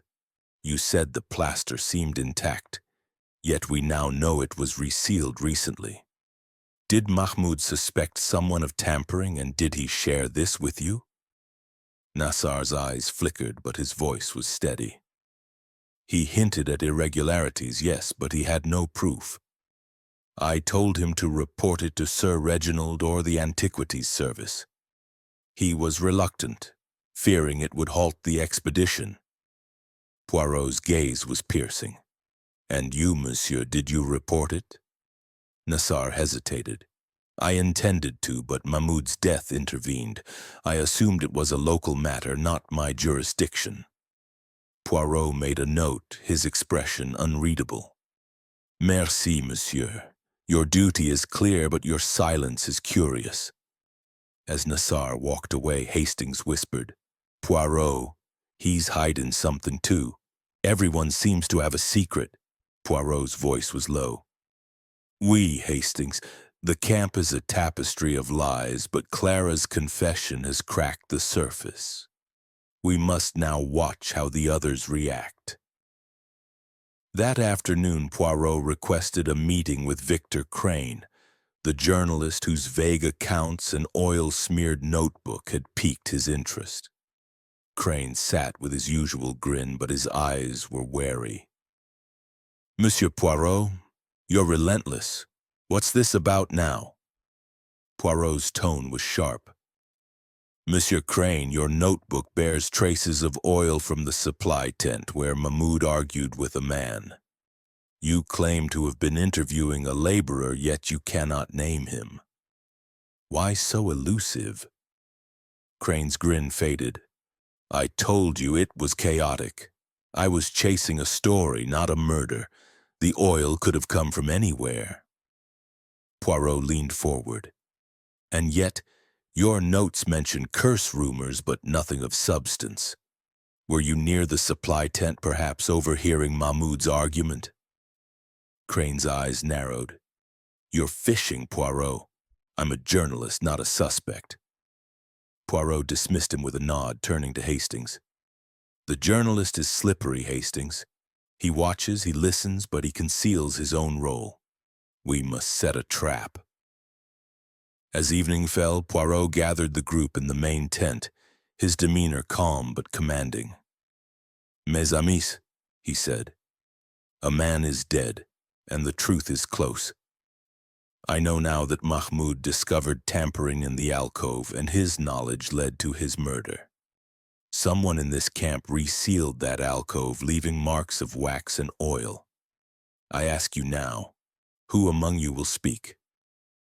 The group exchanged uneasy glances, but none spoke. Clara's eyes darted to Baxter, who stared at the ground. Sir Reginald's face reddened, and Dr. Hartley's hands clenched. Nassar remained impassive, while Crane's pen scratched furiously. Poirot's smile was serene. "Very well. The truth will not wait. Tomorrow we shall uncover the final piece." As the camp settled into an uneasy silence, Hastings felt the weight of Clara's confession. A crack in the facade that promised more revelations.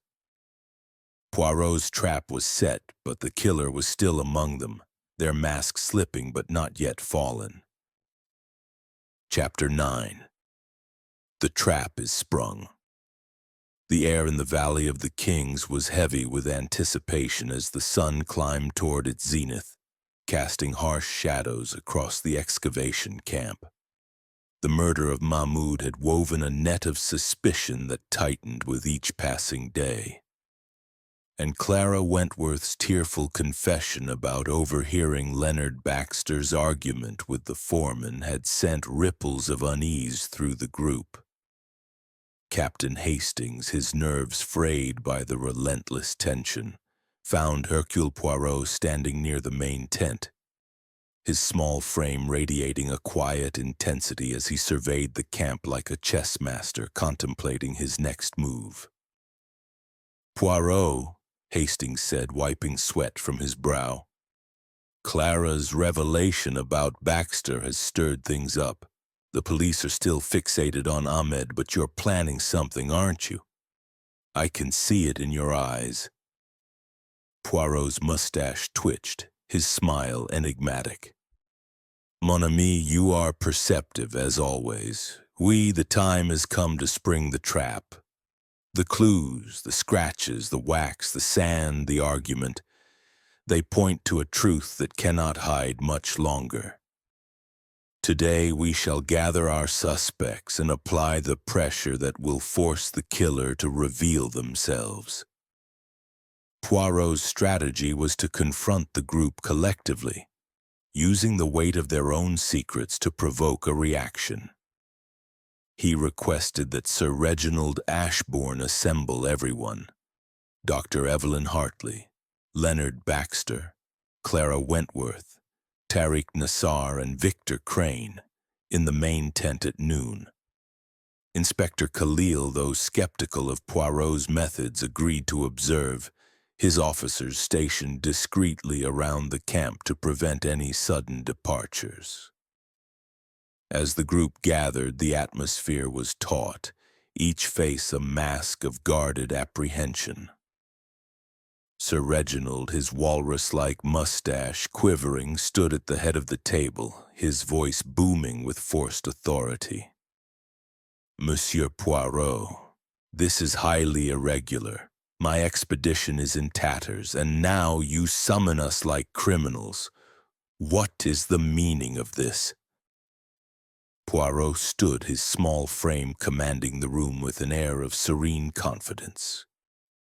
Mes amis, he began, his voice clear and measured, a man is dead, and the truth of his murder lies within this circle. Mahmoud was killed not by a curse nor by a random hand, but by someone who feared what he knew.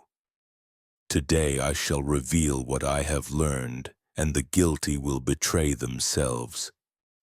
A murmur rippled through the group.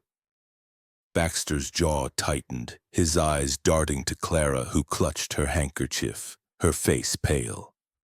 Dr. Hartley's hands were steady, but her lips pressed into a thin line. Nassar stood impassive, his gaze fixed on Poirot, while Crane's pen scratched furiously, his grin replaced by a wary frown. Poirot paced slowly, his cane tapping the ground.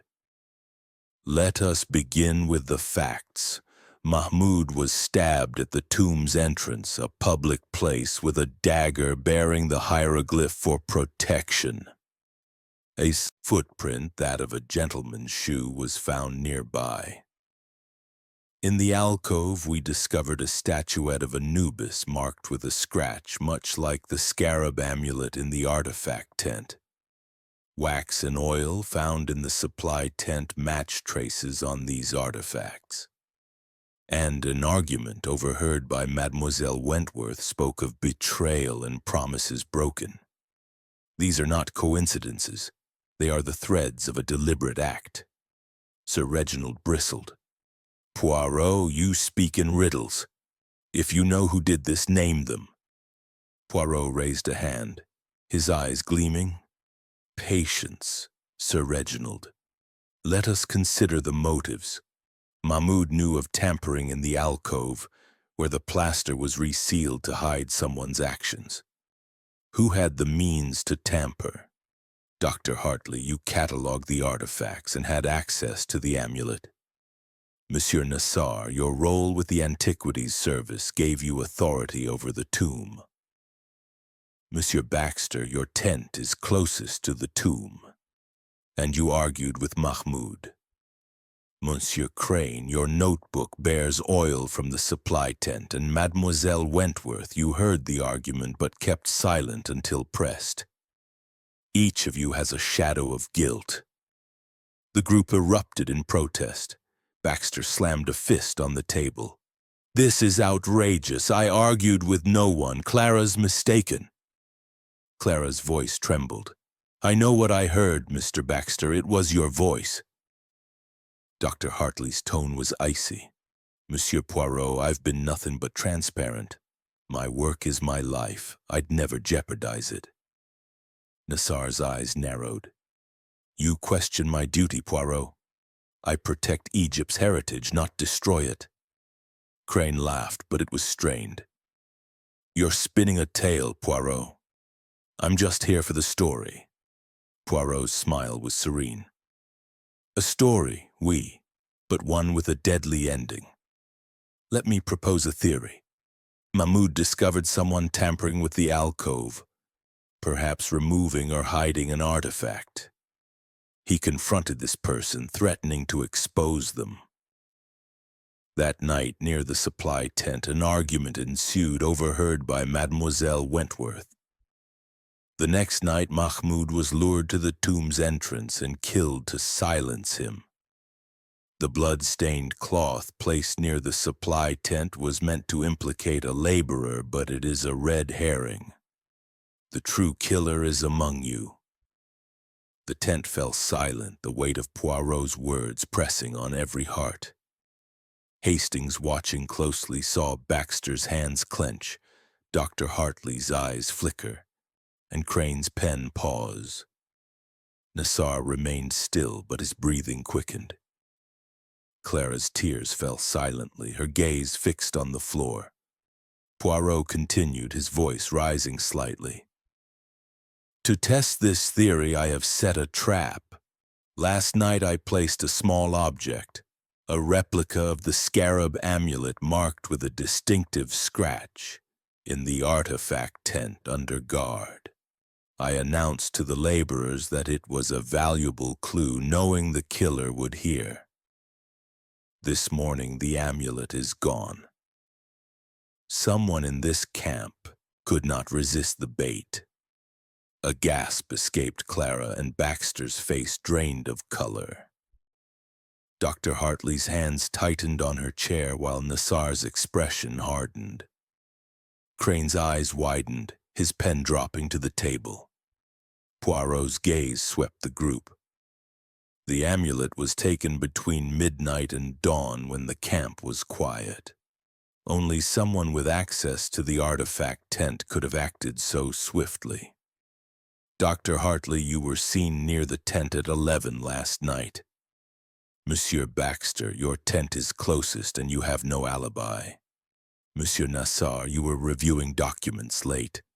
Monsieur Crane, you were chasing a story.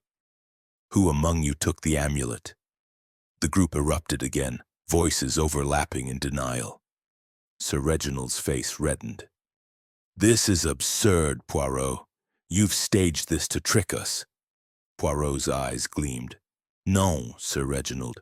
The trick was for the guilty, and one of you has betrayed themselves.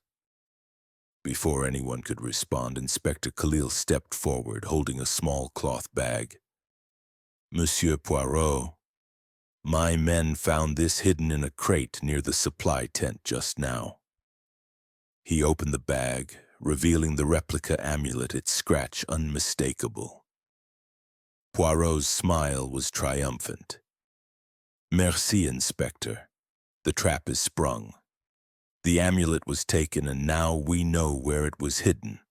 The supply tent, where the oil, the wax, and the blood-stained cloth were found. The killer's hand is revealed. Baxter leapt to his feet, his voice hoarse. This proves nothing. Anyone could have placed it there. Poirot's gaze locked onto him. Anyone, monsieur? Or you who argued with Mahmoud, whose tent is closest, whose finances are strained? The amulet was hidden where you were seen 2 nights ago. Explain this. Baxter stammered, his composure crumbling. I was checking supplies, that's all. I didn't take your amulet. Dr. Hartley's voice cut through the tension. Monsieur Poirot, if you're accusing Mr. Baxter, what of the footprint? His shoes don't match the one you found. Poirot nodded, his expression unreadable. A fair point, mademoiselle. The footprint is a puzzle yet to be solved, but the amulet's theft confirms the killer's presence among us. We are close, mes amis, very close. As the group dispersed, their faces pale with fear or anger, Hastings whispered, Poirot, that was brilliant. But did Baxter really take the amulet? Poirot's eyes twinkled. The trap, Hastings, was not only the amulet, but the reaction it provoked. Baxter's panic, Hartley's deflection, Crane's silence, they all speak. Tomorrow we shall tighten the net further. The camp settled into a tense silence, the weight of Poirot's trap hanging over it like a storm cloud. Hastings lay awake, his mind racing with the day's revelations. The killer was cornered, but the final piece of the puzzle remained just out of reach. Chapter 10. The Unraveling Truth. The sun hung high over the Valley of the Odds. Kings, its relentless heat mirroring the mounting pressure within the excavation camp.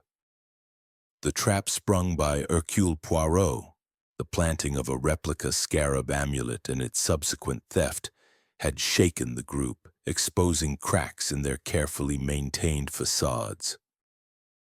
Captain Hastings, his nerves taut from the escalating tension, found Poirot standing near the main tent, his small frame radiating a quiet intensity as he reviewed his notebook, his pen moving with deliberate precision.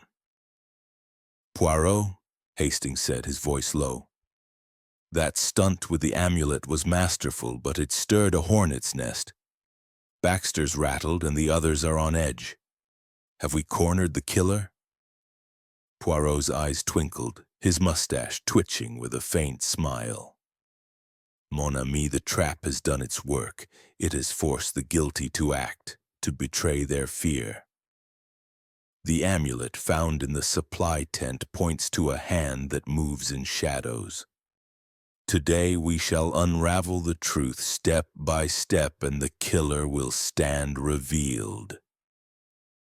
Poirot's plan was to gather the group once more, this time in the artifact tent, where the clues, the scratched amulet, the statuette, the wax, and the oil could be confronted directly. He requested Sir Reginald Ashbourne to assemble Dr. Evelyn Hartley, Leonard Baxter, Clara Wentworth, Tarek Nassar, and Victor Crane at 2 o'clock under the pretext of reviewing the expedition's artifacts. Inspector Khalil, intrigued by Poirot's methods, agreed to attend, his officers stationed nearby to ensure no one fled. As the group gathered in the artifact tent, the air was thick with suspicion. The tables were laden with relics, including the scarab amulet and the Anubis statuette, both marked by the telltale scratches. Sir Reginald stood at the head, his face flushed with indignation. Monsieur Poirot, this is becoming absurd. My expedition is paralyzed, and now you stage another spectacle. What is your purpose? Poirot stood before the group, his cane resting lightly on the ground, his voice calm but commanding. Mes amis, the purpose is truth. Mahmoud was murdered not by a curse, nor by a laborer's grudge, but by someone in this room. Today I shall lay bare the facts, and the guilty will have nowhere to hide. A tense silence fell. Baxter's hands clenched, his eyes darting to the exits. Clara clutched her handkerchief, her face pale. Dr. Hartley's gaze was steady but guarded, while Nassar's expression was unreadable. Crane's pen scratched nervously, his usual grin absent. Poirot began, his voice clear and deliberate. Let us reconstruct the crime. Mahmoud was stabbed at the tomb's entrance at 8:15 with a dagger inscribed with the hieroglyph for protection. A footprint, that of a gentleman's shoe, was found nearby. In the alcove, we discovered a statuette of Anubis marked with a scratch matching one on the scarab amulet. Wax and oil found in the supply tent linked to these marks. And an argument, overheard by Mademoiselle Wentworth, spoke of betrayal and promises broken with a threat. You'll regret this. These are the threads of our tapestry. He paced slowly, his eyes sweeping the group. Mahmoud discovered tampering in the alcove where the plaster was resealed to conceal an intrusion. He confronted someone threatening to expose them. That night, near the supply tent, an argument ensued, overheard by Mademoiselle Wentworth. The next night, Mahmoud was lured to the tomb and killed. The blood-stained cloth placed to implicate Ahmed was a red herring. But the amulet I planted last night, stolen and hidden in the supply tent, reveals the killer's hand. Baxter interrupted, his voice hoarse.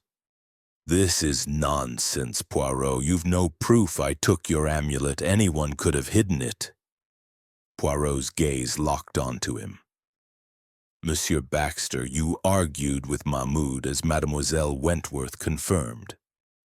Your tent is closest to the tomb and your finances are strained.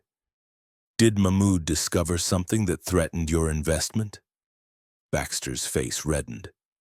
I told you I was in my tent. I had no reason to kill him. Poirot turned to Dr. Hartley. Mademoiselle, you had access to the amulet in the alcove. Mahmoud accused you of mishandling artifacts. Were you hiding something in the alcove, perhaps to protect your reputation? Dr. Hartley's voice was icy. I'm a scholar, Monsieur Poirot, not a thief. My work is transparent. Mahmoud's accusations were baseless. Poirot nodded, moving to Nassar. Monsieur Nassar, you knew of Mahmoud's concerns but did not act. Did you protect someone or something for the Antiquities Service? Nassar's eyes narrowed.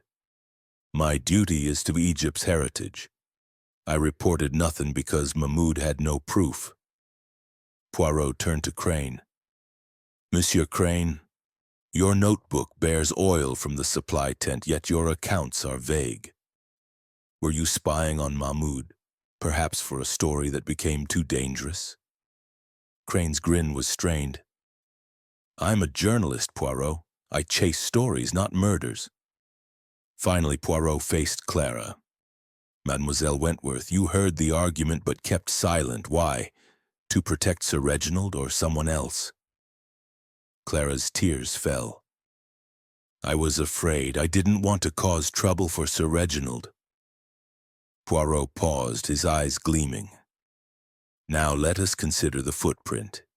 It is a gentleman's shoe, narrow with a worn heel. Monsieur Baxter, your shoes are fine but not a match. Monsieur Crane, yours are closer but not precise. Monsieur Nassar, yours are too new. Sir Reginald, may I see your shoes?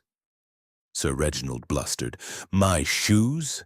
This is preposterous. But he lifted his foot, revealing a narrow sole with a slightly worn heel. The group gasped. Poirot's voice was steady.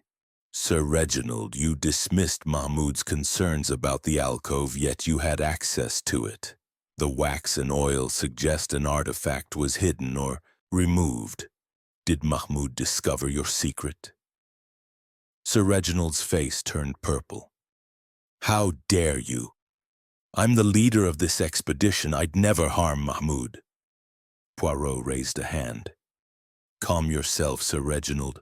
The footprint is a clue, but not the whole story. Let us return to the amulet. Its theft last night was a desperate act. Only one of you had the motive and opportunity. He turned to Crane, his voice sharp. Monsieur Crane, your notebook bears oil from the supply tent where the amulet was hidden. You were seen near the artifact tent last night by a laborer who reported to Inspector Khalil. You knew Mahmoud's argument was with Baxter, and you used it to deflect suspicion. But the scratches, the wax, they point to you. You tampered with the alcove, hiding an artifact to sell on the black market. Mahmoud discovered this, and you killed him to silence him. Crane's face paled, his pen dropping. You're mad, Poirot. I'm no killer. Poirot's eyes were relentless. Non? Then explain the oil on your notebook, the amulet in the supply tent, your vague alibi. You lured Mahmoud to the tomb using the dagger to make it seem a ritual act. The footprint was a mistake. You wore Sir Reginald's shoes borrowed from his tent to mislead us. The tent erupted in chaos. Crane leapt to his feet, but Khalil's officers seized him. This is a lie, Crane shouted, struggling. You've no proof! Poirot's voice cut through the din. The proof, monsieur, is in your actions. The amulet's theft was your final error. You could not resist taking it, fearing it held evidence of your crime. As Crane was led away, the group sat in stunned silence. Sir Reginald's voice trembled. Poirot, is it true? Crane? Poirot nodded. Oui, Sir Reginald. Crane sought to profit from stolen artifacts, and Mahmoud's vigilance threatened him. The dagger, the footprint, the cloth, all were meant to confuse. But the little gray cells, they see clearly. Hastings, awestruck, whispered, You did it, Poirot. You unraveled it all. Poirot's smile was modest. The truth, Hastings, is a puzzle that solves itself when the pieces are arranged with care. As the camp processed the revelation, the weight of Mahmoud's death began to lift, though the scars of suspicion remained. Poirot's trap had worked, and the killer was exposed, but the desert held its silence, as if guarding secrets yet untold. Chapter 11. The Reflection of Truth. The sun dipped low over the Valley of the Kings, casting long shadows across the excavation camp, where the air was thick with the aftershock of Hercule Poirot's dramatic revelation. Victor Crane, the journalist whose sly grin had masked a cunning crime, had been exposed as Mahmoud's killer, his motive rooted in a scheme to profit from stolen artifacts. The camp, though relieved by the resolution, remained subdued, its inhabitants grappling with the betrayal that had unfolded in their midst. Captain Hastings, his mind still reeling from the confrontation in the artifact tent, found Poirot seated outside his tent, sipping tea with an air of serene satisfaction. "Poirot," Hastings said, settling beside his friend, "you've done it again. Crane's arrest has lifted a weight from the camp, but I can't help feeling there's more to this. How did you know it was him? And what happens now?" Poirot's eyes twinkled, his mustache curling slightly. "Mon ami, the truth is like a fine tapestry. Each thread must be examined, but only when woven together does the pattern emerge. Crane's guilt was clear, but the journey to that truth required patience and the little gray cells. As for what happens now, we reflect, we restore order, and we depart. But first, let us consider the lessons of this affair." The camp was quieter now, the laborers returning to their tasks under the watchful eye of Inspector Khalil, who had taken Crane into custody. The journalist's protests had faded as he was led away, his notebook, once a tool of observation, now evidence of his duplicity. Sir Reginald Ashbourne, though shaken by the betrayal, was already rallying his team to resume the excavation, determined to salvage his expedition's legacy. Dr. Evelyn Hartley worked silently in the artifact tent, her composure restored but her eyes distant. Leonard Baxter, his financial worries momentarily overshadowed, paced near his tent while Clara Wentworth, relieved of her burden, sat with Sir Reginald, her face softer but still haunted. Tariq Nassar, ever the stoic official, oversaw the transfer of the Anubis statuette to the Antiquities Service, his duty fulfilled. Poirot, however, was not content to leave without a final reflection. He gathered the key figures, Sir Reginald, Dr. Hartley, Baxter, Clara, and Nassar, in the main tent for what he called a moment of clarity. The group sat in a semicircle, their faces a mix of relief and lingering unease as Poirot stood before them, his cane resting lightly in his hand. "Mes amis," he began, his voice calm but resonant, "a crime has been solved, a killer unmasked. But the story of Mahmoud's death is not merely one of murder. It is a tale of human frailty, of greed, ambition, and fear. Permit me to explain how the little gray cells arrived at the truth." He paced slowly, his eyes sweeping the group. From the beginning, the murder was staged to deceive. The dagger, inscribed with protection, was meant to suggest a ritual or curse. The blood-stained cloth placed near the supply tent pointed to the laborers, particularly young Ahmed. But these were distractions designed to obscure the true motive, the theft of artifacts for the black market. Sir Reginald's mustache twitched. "Crane, a journalist stealing artifacts? It's unthinkable." Poirot nodded. "Unthinkable, oui, but true."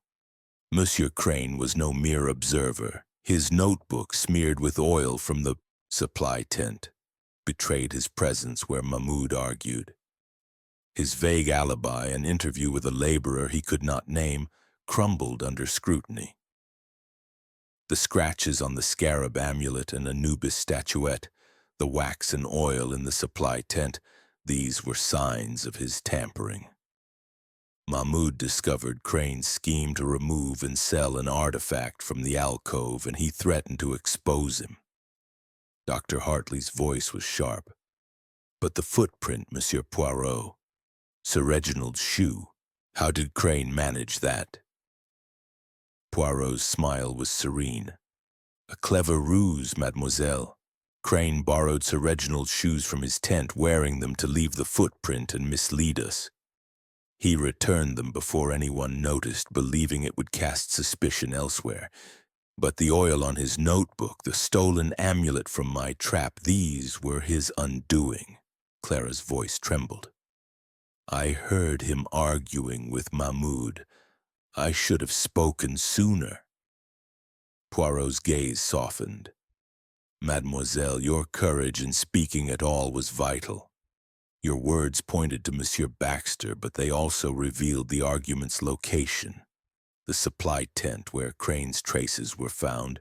You helped unmask the truth. Baxter, his face pale, muttered, I thought you suspected me, Poirot. That argument, Clara heard. It wasn't about murder, was it? Poirot's eyes gleamed. Non, monsieur. Your argument with Mahmoud was about finances, a separate matter. But it served Crane's purpose, casting suspicion on you. He was clever, but not clever enough. Nassar spoke, his tone measured.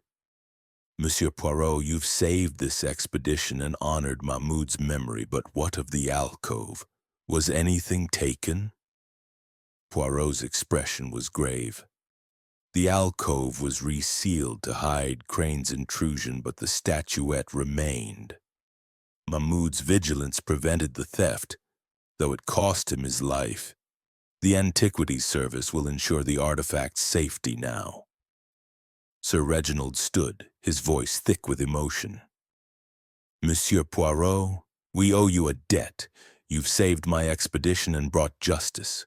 How can we repay you? Poirot raised a hand, his smile modest. Justice, Sir Reginald, is its own reward. Hercule Poirot seeks only the truth and to restore order where chaos reigns. But I advise you, guard your treasures and your trust more closely in the future. As the group dispersed, Hastings joined Poirot outside, the desert air cooling as dusk approached. Poirot, he said, your methods never cease to amaze me. The way you wove those clues together, the amulet, the footprint, the oil, it's like a puzzle only you could solve. Poirot's eyes twinkled. The puzzle, Hastings, is always the same. The human heart. Greed, fear, ambition. They leave traces as clear as footprints in the sand. Crane's mistake was underestimating the little gray cells. Hastings frowned. But what of the others? Baxter's money troubles, Hartley's secrecy, Clara's silence.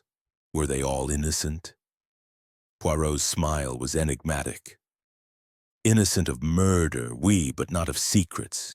Each had their motives, their shadows, Baxter's finances, Hartley's ambition, Clara's fear, Nassar's duty. They wove a tapestry of suspicion that Crane exploited.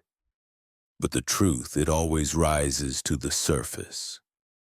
As the camp settled into a tentative calm, Poirot prepared to depart, his work complete.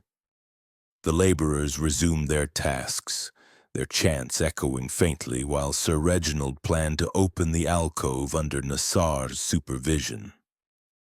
Inspector Khalil, though initially skeptical, offered Poirot a respectful nod as he prepared to return to Cairo with Crane in custody. Poirot stood at the camp's edge, his gaze on the darkening horizon. Hastings, he said softly, the desert is vast, but the human soul is vaster still. It hides secrets, but it cannot hide from Hercule Poirot. Hastings smiled, his admiration for his friend undimmed. You're a marvel, Poirot. Where to next? Poirot's mustache curled. To London, mon ami, where the fog and the firesides await. But first, a cup of tisane to soothe the soul. As they boarded the dusty motor car that would carry them back to Cairo, the Valley of the Kings faded into the twilight, its secrets laid bare by Poirot's relentless logic. The curse of Anxenette, if it ever existed, was no match for the little gray cells, and the camp, though scarred, would endure. But Hastings couldn't shake the feeling that the desert still whispered of mysteries yet to be uncovered, waiting for another day, another puzzle, and another triumph for Hercule Poirot. Chapter 12. The Echoes of the Past. The twilight draped the Valley of the Kings in a soft veil of shadow, the air cooling as the excavation camp settled into an uneasy peace. The unmasking of Victor Crane as Mahmoud's killer had lifted a pall of fear, yet the scars of suspicion lingered among the group. Captain Hastings, his mind still buzzing with the intricacies of Poirot's revelation, stood near the main tent, watching the laborers resume their work with cautious determination. Hercule Poirot, ever the picture of composure, sat nearby, polishing his cane with a handkerchief, his eyes distant yet alert. "Poirot," Hastings said, approaching his friend, "the camp is calmer now, but there's a strange feeling in the air. Crane's arrest has answered the main question, but I can't help wondering if we've missed something. Are you satisfied that it's truly over?" Poirot's mustache twitched, his smile enigmatic. "Mon ami, satisfaction is a fleeting thing for Hercule Poirot. The puzzle of Mahmoud's murder is solved, oui, but the echoes of the past whisper still. There are questions unanswered, not of guilt, but of motive and consequence. Tonight we shall tie the final threads of this tapestry." Poirot's intention was to hold one last conversation with the key figures of the camp, not to accuse, but to understand the deeper currents that had driven the tragedy. He requested Sir Reginald Ashbourne to gather Dr. Evelyn Hartley, Leonard Baxter, Clara Wentworth, and Tariq Nassar in the dining canopy at dusk, where the flickering lanterns cast a warm but somber glow. Inspector Khalil, preparing to depart for Cairo with Crane in custody, agreed to stay for the meeting, curious about Poirot's final reflections. As the group assembled, their faces reflected a mix of relief and wariness. Sir Reginald, his usual bluster subdued, sat at the head, his hands clasped tightly. "Monsieur Poirot," he said, his voice gruff, "you've done us a great service, but I hope this meeting isn't another accusation. My expedition must move forward." Poirot stood, his small frame commanding the space with quiet authority. "Non, Sir Reginald, this is not a tribunal, but a moment to reflect. Mahmoud's death was a tragedy born of greed, but also of the secrets each of you carried. Let us examine these echoes of the past, so that the future may be clearer." He turned to Dr. Hartley, whose composed demeanor had softened slightly since Crane's arrest. "Mademoiselle Hartley, your passion for Egyptology is admirable, but your secrecy about Mahmoud's concerns raised suspicion. Why did you not speak of his accusations?" Dr. Hartley's eyes met Poirot's, her voice steady but tinged with regret. "Mahmoud thought I was hiding artifacts, but it was a misunderstanding. I was protective of my work, perhaps too much. I didn't want his suspicions to derail the excavation. I should have listened." Poirot nodded, his gaze moving to Baxter. "Monsieur Baxter, your argument with Mahmoud, overheard by Mademoiselle Wentworth, was about finances, not murder. Yet you concealed its nature. Why?" Baxter's face flushed, his voice low. "I was ashamed, Poirot. The expedition's costs were draining me, and Mahmoud questioned my commitment. I didn't want Sir Reginald to know how close I was to pulling out. It was pride, nothing more. Poirot's eyes softened. Pride, monsieur, is a heavy burden, but it is not a crime. He turned to Clara, whose hands no longer trembled, though her eyes were still haunted. Mademoiselle Wentworth, your silence about the argument protected no one but caused great pain. What held you back? Clara's voice was soft, almost a whisper. I was afraid for Sir Reginald. He's been like a father to me, and I didn't want to add to his troubles. I thought the argument was unimportant until it wasn't. Poirot's tone was gentle. Courage, mademoiselle, comes in speaking the truth even when it is painful. You have learned this. Finally, he faced Nassar, whose stoic demeanor had not wavered. Monsieur Nassar, your duty to the Antiquities Service is clear, yet you did not act on Mahmoud's concerns about the alcove. Was this loyalty to the expedition or something else? Nassar's gaze was steady. Mahmoud's fears were vague, and I had no proof to act on. My role is to protect Egypt's heritage, not to halt progress on rumors. I regret not pressing him further. Poirot nodded, his pen resting in his notebook. Regret, mes amis, is the echo of the past. Each of you carried a secret, and these secrets gave Crane the shadows in which to hide. He exploited your tensions, Baxter's finances, Hartley's secrecy, Clara's fear, Nassar's caution, to deflect suspicion. But the little gray cells saw through his deception. Sir Reginald's voice was hoarse. Monsieur Poirot, you've saved us from ruin, but what of the alcove? Was anything truly taken? Poirot's expression was grave. The alcove was tampered with, but Mahmoud's vigilance ensured nothing was lost. The statuette of Anubis remained, and the Antiquities Service will protect it. Crane's greed was his downfall, but it was Mahmoud's loyalty that preserved your legacy. Inspector Khalil, standing at the tent's edge, spoke up. Monsieur Poirot, your methods are unconventional but effective. Crane has confessed to the theft, though he denies the murder. Your evidence, the amulet, the oil, the footprint, will ensure justice. Poirot inclined his head. Justice, Inspector, is the goal of Hercule Poirot, but it is truth that lights the way. As the group dispersed, Hastings joined Poirot outside, the desert sky now a tapestry of stars. Poirot, he said, you've not only solved the murder but laid bare the camp's soul. It's remarkable how you see through people. Poirot's smile was modest. The human heart, Hastings, is a map of motives: greed, fear, pride, loyalty. To read it, one must listen to the silences as well as the words. Crane's crime was born of greed, but the camp's secrets fed it. Hastings frowned. And the curse?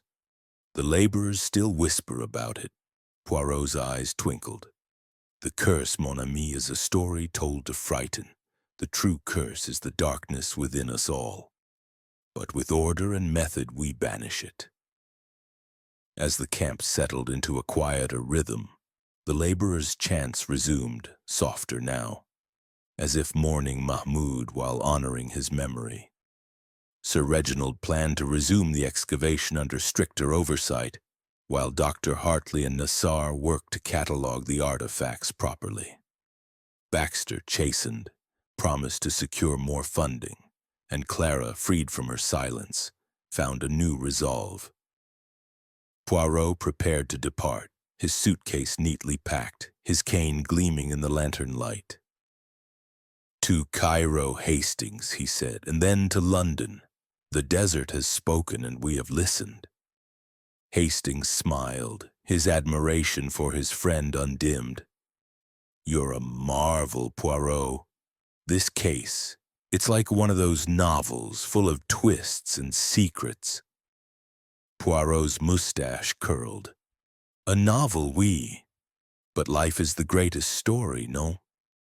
And Hercule Poirot is its humble reader.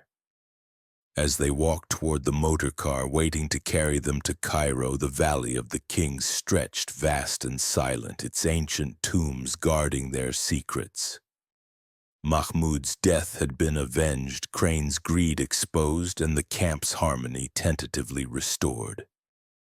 But Hastings felt the desert's whisper, a reminder that truth, like the sands, could shift, and only Poirot's relentless logic could hold it fast. Chapter 13. The Weight of Shadows. The dawn broke over the Valley of the Kings with a soft golden light, as if the desert itself sought to soothe the wounds of the past days. The excavation camp, though still marked by the shadow of Mahmud's murder and Victor Crane's arrest, stirred with a cautious sense of renewal. The laborers, their chants now tinged with resolve, resumed their work under the watchful eye of Tariq Nassar, while Sir Reginald Ashbourne rallied his team to press forward with the exploration of Ankh-Senez's tomb. Captain Hastings, his mind still grappling with the intricacies of Poirot's triumph, found the detective standing at the camp's edge, his small frame silhouetted against the rising sun, his eyes fixed on the distant cliffs. "Poirot," Hastings said, joining his friend. "The camp is coming back to life, but there's a heaviness here, even with Crane behind bars. You've solved the murder, but I sense you're not quite finished. What's on your mind?" Poirot's mustache twitched, his smile faint but knowing. "Mon ami, you are correct. Hercule Poirot is never truly finished until the shadows are dispelled. The murder is solved, oui, but the weight of this affair lies not only in Crane's guilt, but in the secrets that fueled it. Today we shall ensure that no shadow remains to haunt this camp." Poirot's intention was to tie up the loose ends of the case, ensuring that the expedition could proceed without further disruption. He had observed subtle tensions among the group, unspoken regrets and lingering doubts that needed addressing to restore true harmony. He requested one final gathering in the main tent, inviting Sir Reginald Doctor, Evelyn Hartley, Leonard Baxter, Clara Wentworth, and Tariq Nassar to join him before his departure for Cairo. Inspector Khalil, preparing to return with Crane, agreed to attend, curious about Poirot's closing remarks. As the group assembled under the canvas canopy, the air was thick with a mix of relief and apprehension. Sir Reginald, his usual bluster tempered by gratitude, spoke first. "Monsieur Poirot, you've saved my expedition and brought justice for Mahmud, but why this meeting? Surely the matter is settled." Poirot stood, his cane resting lightly in his hand, his voice calm but resonant. "Mes amis, a crime has been solved, but a wound remains. Mahmud's death was not merely the act of a greedy man, but a symptom of the shadows cast by your secrets. To heal this camp, we must bring these shadows into the light." He turned to Dr. Hartley, whose scholarly composure had returned, though her eyes held a flicker of unease. "Mademoiselle Hartley, your secrecy about Mahmud's accusations created suspicion. You have since been open, but tell me, did you ever suspect Crane before I named him?" Dr. Hartley's lips tightened, then softened. "I suspected someone was tampering Monsieur Poirot, but not Crane specifically. His questions about the artifacts were too probing, but I thought it was just journalistic curiosity. I should have spoken up sooner." Poirot nodded, his gaze moving to Baxter. Monsieur Baxter, your financial strain and your argument with Mahmoud cast a shadow over you. You have promised to secure more funding, but what drove you to conceal your troubles? Baxter's face flushed, his voice low. Pride, Poirot, and fear of losing my stake in this venture. I argued with Mahmoud about costs, not artifacts. I never imagined it would lead to this. Poirot's eyes softened. Pride, monsieur, is a heavy burden, but honesty lightens it. You have learned this, I trust. He turned to Clara, whose delicate features were less haunted now, though her hands still clutched her handkerchief. Mademoiselle Wentworth, your silence about the argument protected no one but caused great pain. Have you found peace in speaking the truth? Clara's voice was steady, though soft. I have, Monsieur Poirot. I was afraid of hurting Sir Reginald, but keeping silent only made things worse. I'll not make that mistake again. Poirot's tone was gentle. Courage, mademoiselle, is in facing fear. You have shown it. Finally, he faced Nassar, whose stoic demeanor masked a quiet intensity. Monsieur Nassar, your duty to the Antiquities Service is noble, but your hesitation to act on Mahmoud's concerns allowed Crane's scheme to flourish. What held you back? Nassar's gaze was steady, but his voice carried regret. I trusted the expedition's integrity too much, Monsieur Poirot. Mahmoud's fears seemed speculative, and I feared halting the work without proof. I failed him. Poirot nodded, his pen resting in his notebook. Duty, monsieur, is a double-edged sword, but your resolve now strengthens this camp. Sir Reginald, his voice thick with emotion, spoke up. Monsieur Poirot, you've not only caught a killer, but shown us our flaws. How can we move forward without fear of another betrayal? Poirot's smile was serene. By trusting, but verifying, Sir Reginald. Guard your artifacts, yes, but also your hearts. Mahmoud's loyalty was your strength, and his memory should guide you. Ensure transparency, and the shadows will have no place to hide. Inspector Khalil, standing at the tent's edge, offered a rare nod of approval. Monsieur Poirot, your insight is unmatched. Crane's confession to the theft strengthens the case, though he denies the murder. Your evidence will ensure justice in Cairo. Poirot inclined his head. Merci, Inspector. Justice is the foundation, but truth is the cornerstone. Mahmoud's death has taught you all to build on that cornerstone. As the group dispersed, their faces lighter but still reflective, Hastings joined Poirot outside, the desert air cooling as the sun dipped lower. Poirot, he said, you've not only solved the murder but mended the camp's spirit. It's more than I expected. Poirot's eyes twinkled. The spirit, Hastings, is as vital as the body. A camp divided by secrets cannot stand. By bringing their shadows to light, we ensure their future. Hastings frowned. But what of Crane? He denies the murder even now. Could there be more to this? Poirot's smile was enigmatic. Crane's denial is the last gasp of a guilty man. The evidence, the oil, the amulet, the footprint is ironclad. His motive was greed, his method deception. The little gray cells have no doubt.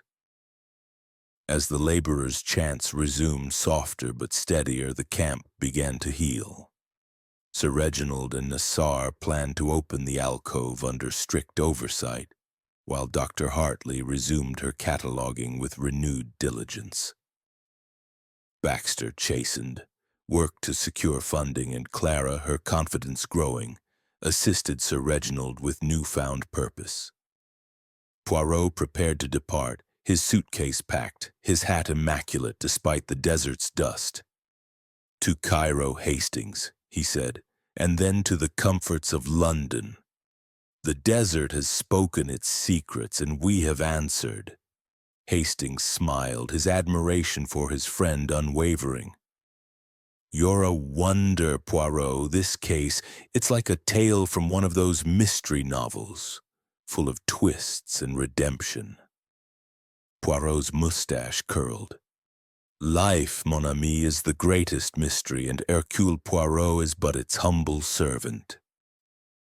As they walked toward the motor car, the Valley of the Kings stretched vast and silent, its ancient tombs whispering of ages past. Mahmud's murder had been avenged, Crane's greed exposed, and the camp's harmony tentatively restored. But Hastings felt the desert's quiet pulse, a reminder that truth, like the sands, could shift, yet Poirot's logic would always find its mark. Chapter 14. The Final Threads. The sun hung low in the sky, bathing the Valley of the Kings in a warm amber glow that softened the harsh edges of the desert landscape. The excavation camp, though still recovering from the shock of Victor Crane's arrest for Mahmud's murder, buzzed with a tentative sense of purpose. The laborers, their chants now steady, worked under Tariq Nassar's careful supervision, while Sir Reginald Ashbourne's booming voice rallied the team to continue exploring Ankh-Senez's tomb. Captain Hastings, his mind a whirl of admiration for Poirot's brilliance, found the detective standing near the camp's perimeter, his small frame a picture of calm amid the lingering echoes of the case. "Poirot," Hastings said, adjusting his pith helmet against the fading light. "The camp is finding its footing again thanks to you. Crane's behind bars and the expedition is moving forward. But I sense you're not quite ready to leave. Is there something more to tie up?" Poirot's mustache twitched, his green eyes gleaming with quiet satisfaction. "Mon ami, you know me well. The murder is solved, the killer unmasked, but the tapestry of this affair has a few final threads to weave. There are questions of intent, of consequence that must be addressed to ensure no shadow lingers. Tonight we shall have one last conversation, not to accuse, but to clarify." Poirot's plan was to meet privately with each key figure. Sir Reginald, Dr. Evelyn Hartley, Leonard Baxter, Clara Wentworth, and Tariq Nassar, to ensure their motives and actions were fully understood, preventing any lingering mistrust. He chose the quiet of his own tent for these discussions, its canvas walls offering a private sanctuary under the desert stars. Inspector Khalil had departed for Cairo with Crane, leaving the camp in Poirot's capable hands for this final act. First, Poirot invited Sir Reginald, whose robust figure seemed diminished by the ordeal. The expedition leader sat heavily, his walrus-like mustache drooping. "Monsieur Poirot," he said, his voice gruff but grateful, "you've saved my life's work. But why these meetings? Crane's confessed to the theft, and the evidence points to his guilt in the murder. What more is there?" Poirot's tone was gentle but firm. "Sir Reginald, the murder was the fruit of many seeds: distrust, secrecy, ambition. Your dismissal of Mahmud's concerns about the alcove allowed Crane's scheme to flourish. Tell me, did you ever suspect tampering before Mahmud's death?" Sir Reginald's eyes dropped, his hands clenching. I had my doubts. Mahmud was insistent, but I thought it was his superstition talking. I was so focused on the tomb's glory that I ignored him. I'll carry that regret always." Poirot nodded, his pen resting. "Regret, Sir Reginald, is a teacher. Let it guide your leadership now. Trust your team, but verify their actions. The expedition will thrive if you do." Next came Doctor Hartley, her scholarly composure restored, but her eyes wary. "Monsieur Poirot," she said, "and I've cooperated fully." "Why single me out now?" Poirot's smile was disarming. "Mademoiselle, your secrecy about Mahmoud's accusations cast a shadow, though you were innocent of murder. Did you ever suspect Crane's true motives given his probing questions?" Dr. Hartley's lips tightened.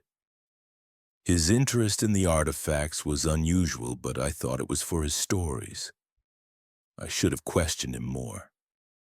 My focus was on the work, not the man." Poirot's gaze was steady.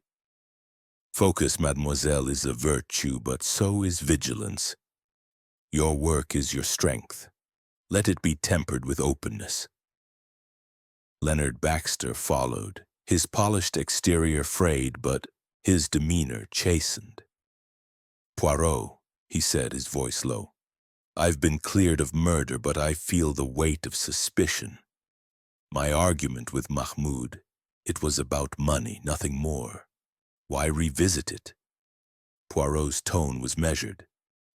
"Monsieur Baxter, your secrecy about your financial strain gave Crane a shield to hide behind. Did Mahmoud know something that threatened you beyond money?" Baxter shook his head, his eyes weary. "He knew I was stretched thin, but that was all.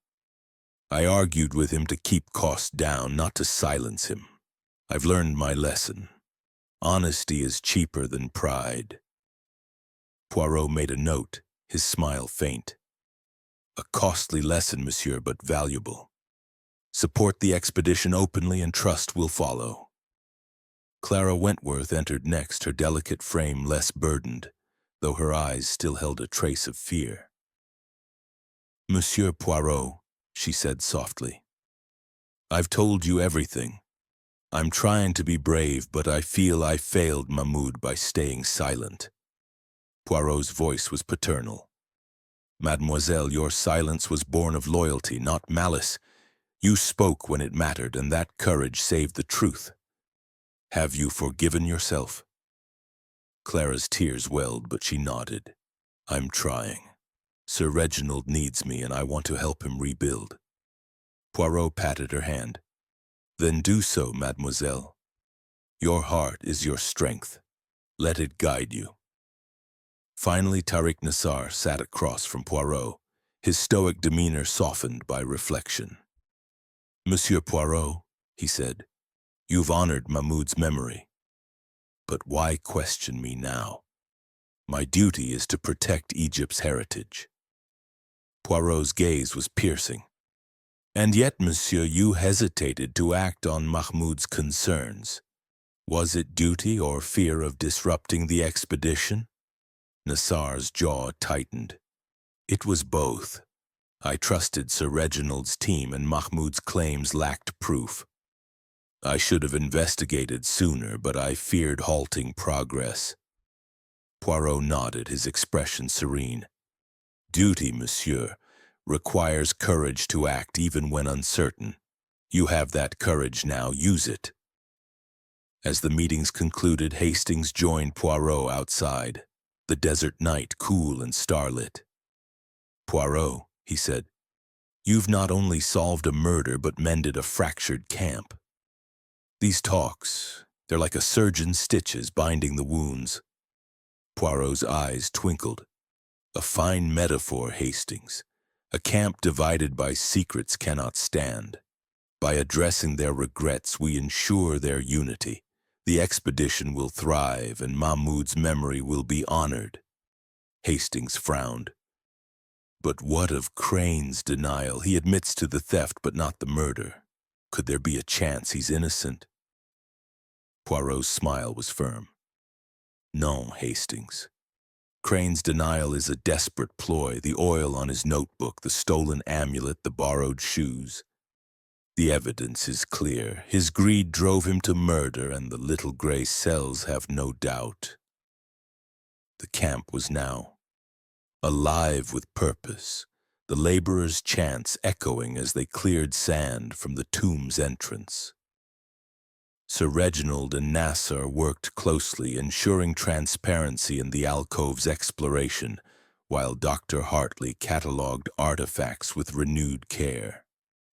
Baxter, his pride humbled, secured a new investor, and Clara, her confidence growing, took on a larger role in the expedition's administration.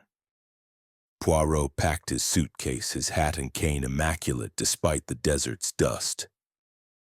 "To Cairo, Hastings," he said, "and then to London's quiet streets. The desert has yielded its secrets, and we have answered." Hastings grinned, his admiration undimmed. "You're a marvel, Poirot. This case, it's like a Christie novel, full of twists and redemption." Poirot's mustache curled. "Life, mon ami, writes the best mysteries, and Hercule Poirot merely turns the pages."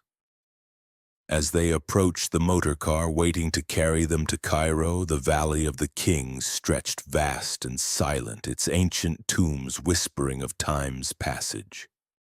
Mahmud's murder had been avenged, Crane's greed exposed, and the camp's spirit restored. Yet Hastings felt the desert's quiet pulse, a reminder that truth, like the sands, could shift. But Poirot's logic would always hold it fast. Chapter 15. The Desert's Farewell. The sun rose over the Valley of the Kings, casting a final golden glow across the excavation camp, where the echoes of Mahmud's murder and Victor Crane's unmasking lingered like fading whispers in the desert air. The camp had found a fragile but determined rhythm, with laborers chanting softly as they worked under Tariq Nassar's steady gaze, and Sir Reginald Ashbourne's voice ringing with renewed vigor as he directed the exploration of Anxenet's tomb. Captain Hastings, his heart lighter but still stirred by the case's complexities, stood beside the motor car that would soon carry him and Hercule Poirot to Cairo, watching his friend adjust his hat with meticulous care. "Poirot," Hastings said, his voice tinged with both admiration and curiosity, "you've woven this mystery into a tidy conclusion. Crane's in custody, the camp is healing, and the expedition is back on track. Yet I can't shake the feeling that you're leaving with one last thought unspoken." "What is it?" Poirot's mustache curled, his green eyes gleaming with quiet satisfaction. "Mon ami, you are ever perceptive. The case is solved, the killer unmasked, but the desert always holds one final secret, a lesson in the human heart. Before we depart, I wish to leave this camp with a final reflection to ensure its harmony endures." Poirot's plan was to offer a parting word to the group, not as a detective but as a philosopher of human nature, ensuring that the lessons of Mahmud's death would guide the expedition's future. He requested a brief gathering in the main tent, inviting Sir Reginald, Dr. Evelyn Hartley, Leonard Baxter, Clara Wentworth, and Tariq Nassar to join him one last time. The group assembled under the canvas canopy, their faces a mix of gratitude and quiet reflection, the weight of the past days still etched in their expressions. Sir Reginald stood, his robust frame steadier now, his walrus-like mustache twitching with emotion. "Monsieur Poirot," he said, "you've given us more than justice. You've given us a chance to rebuild. What more can you have to say?"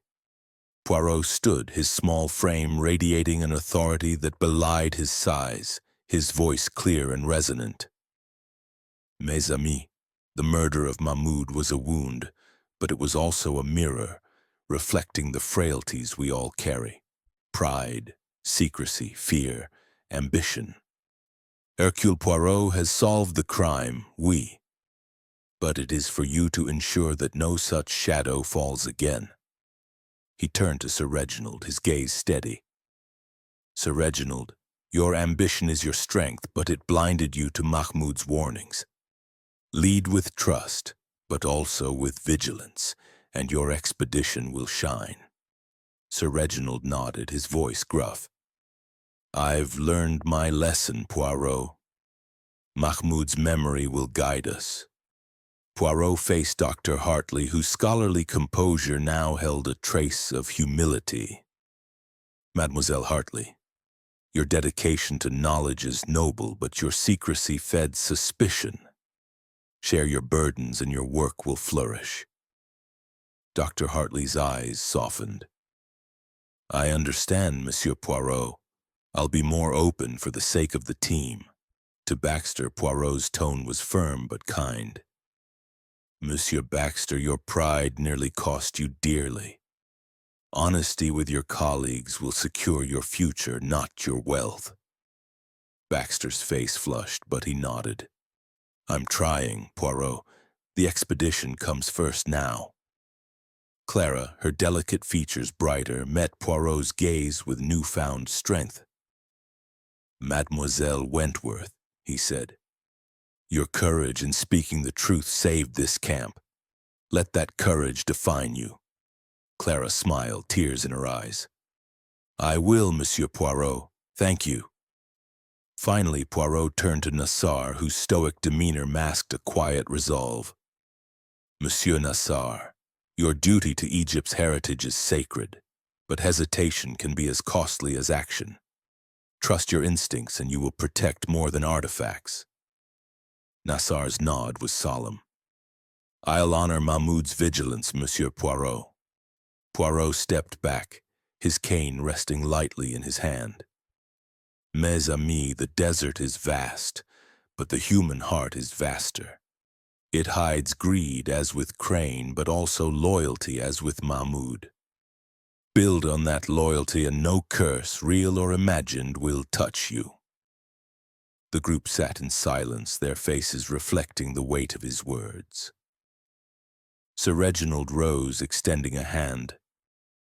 "Monsieur Poirot, you've not only caught a killer, but taught us to be better. We'll never forget it."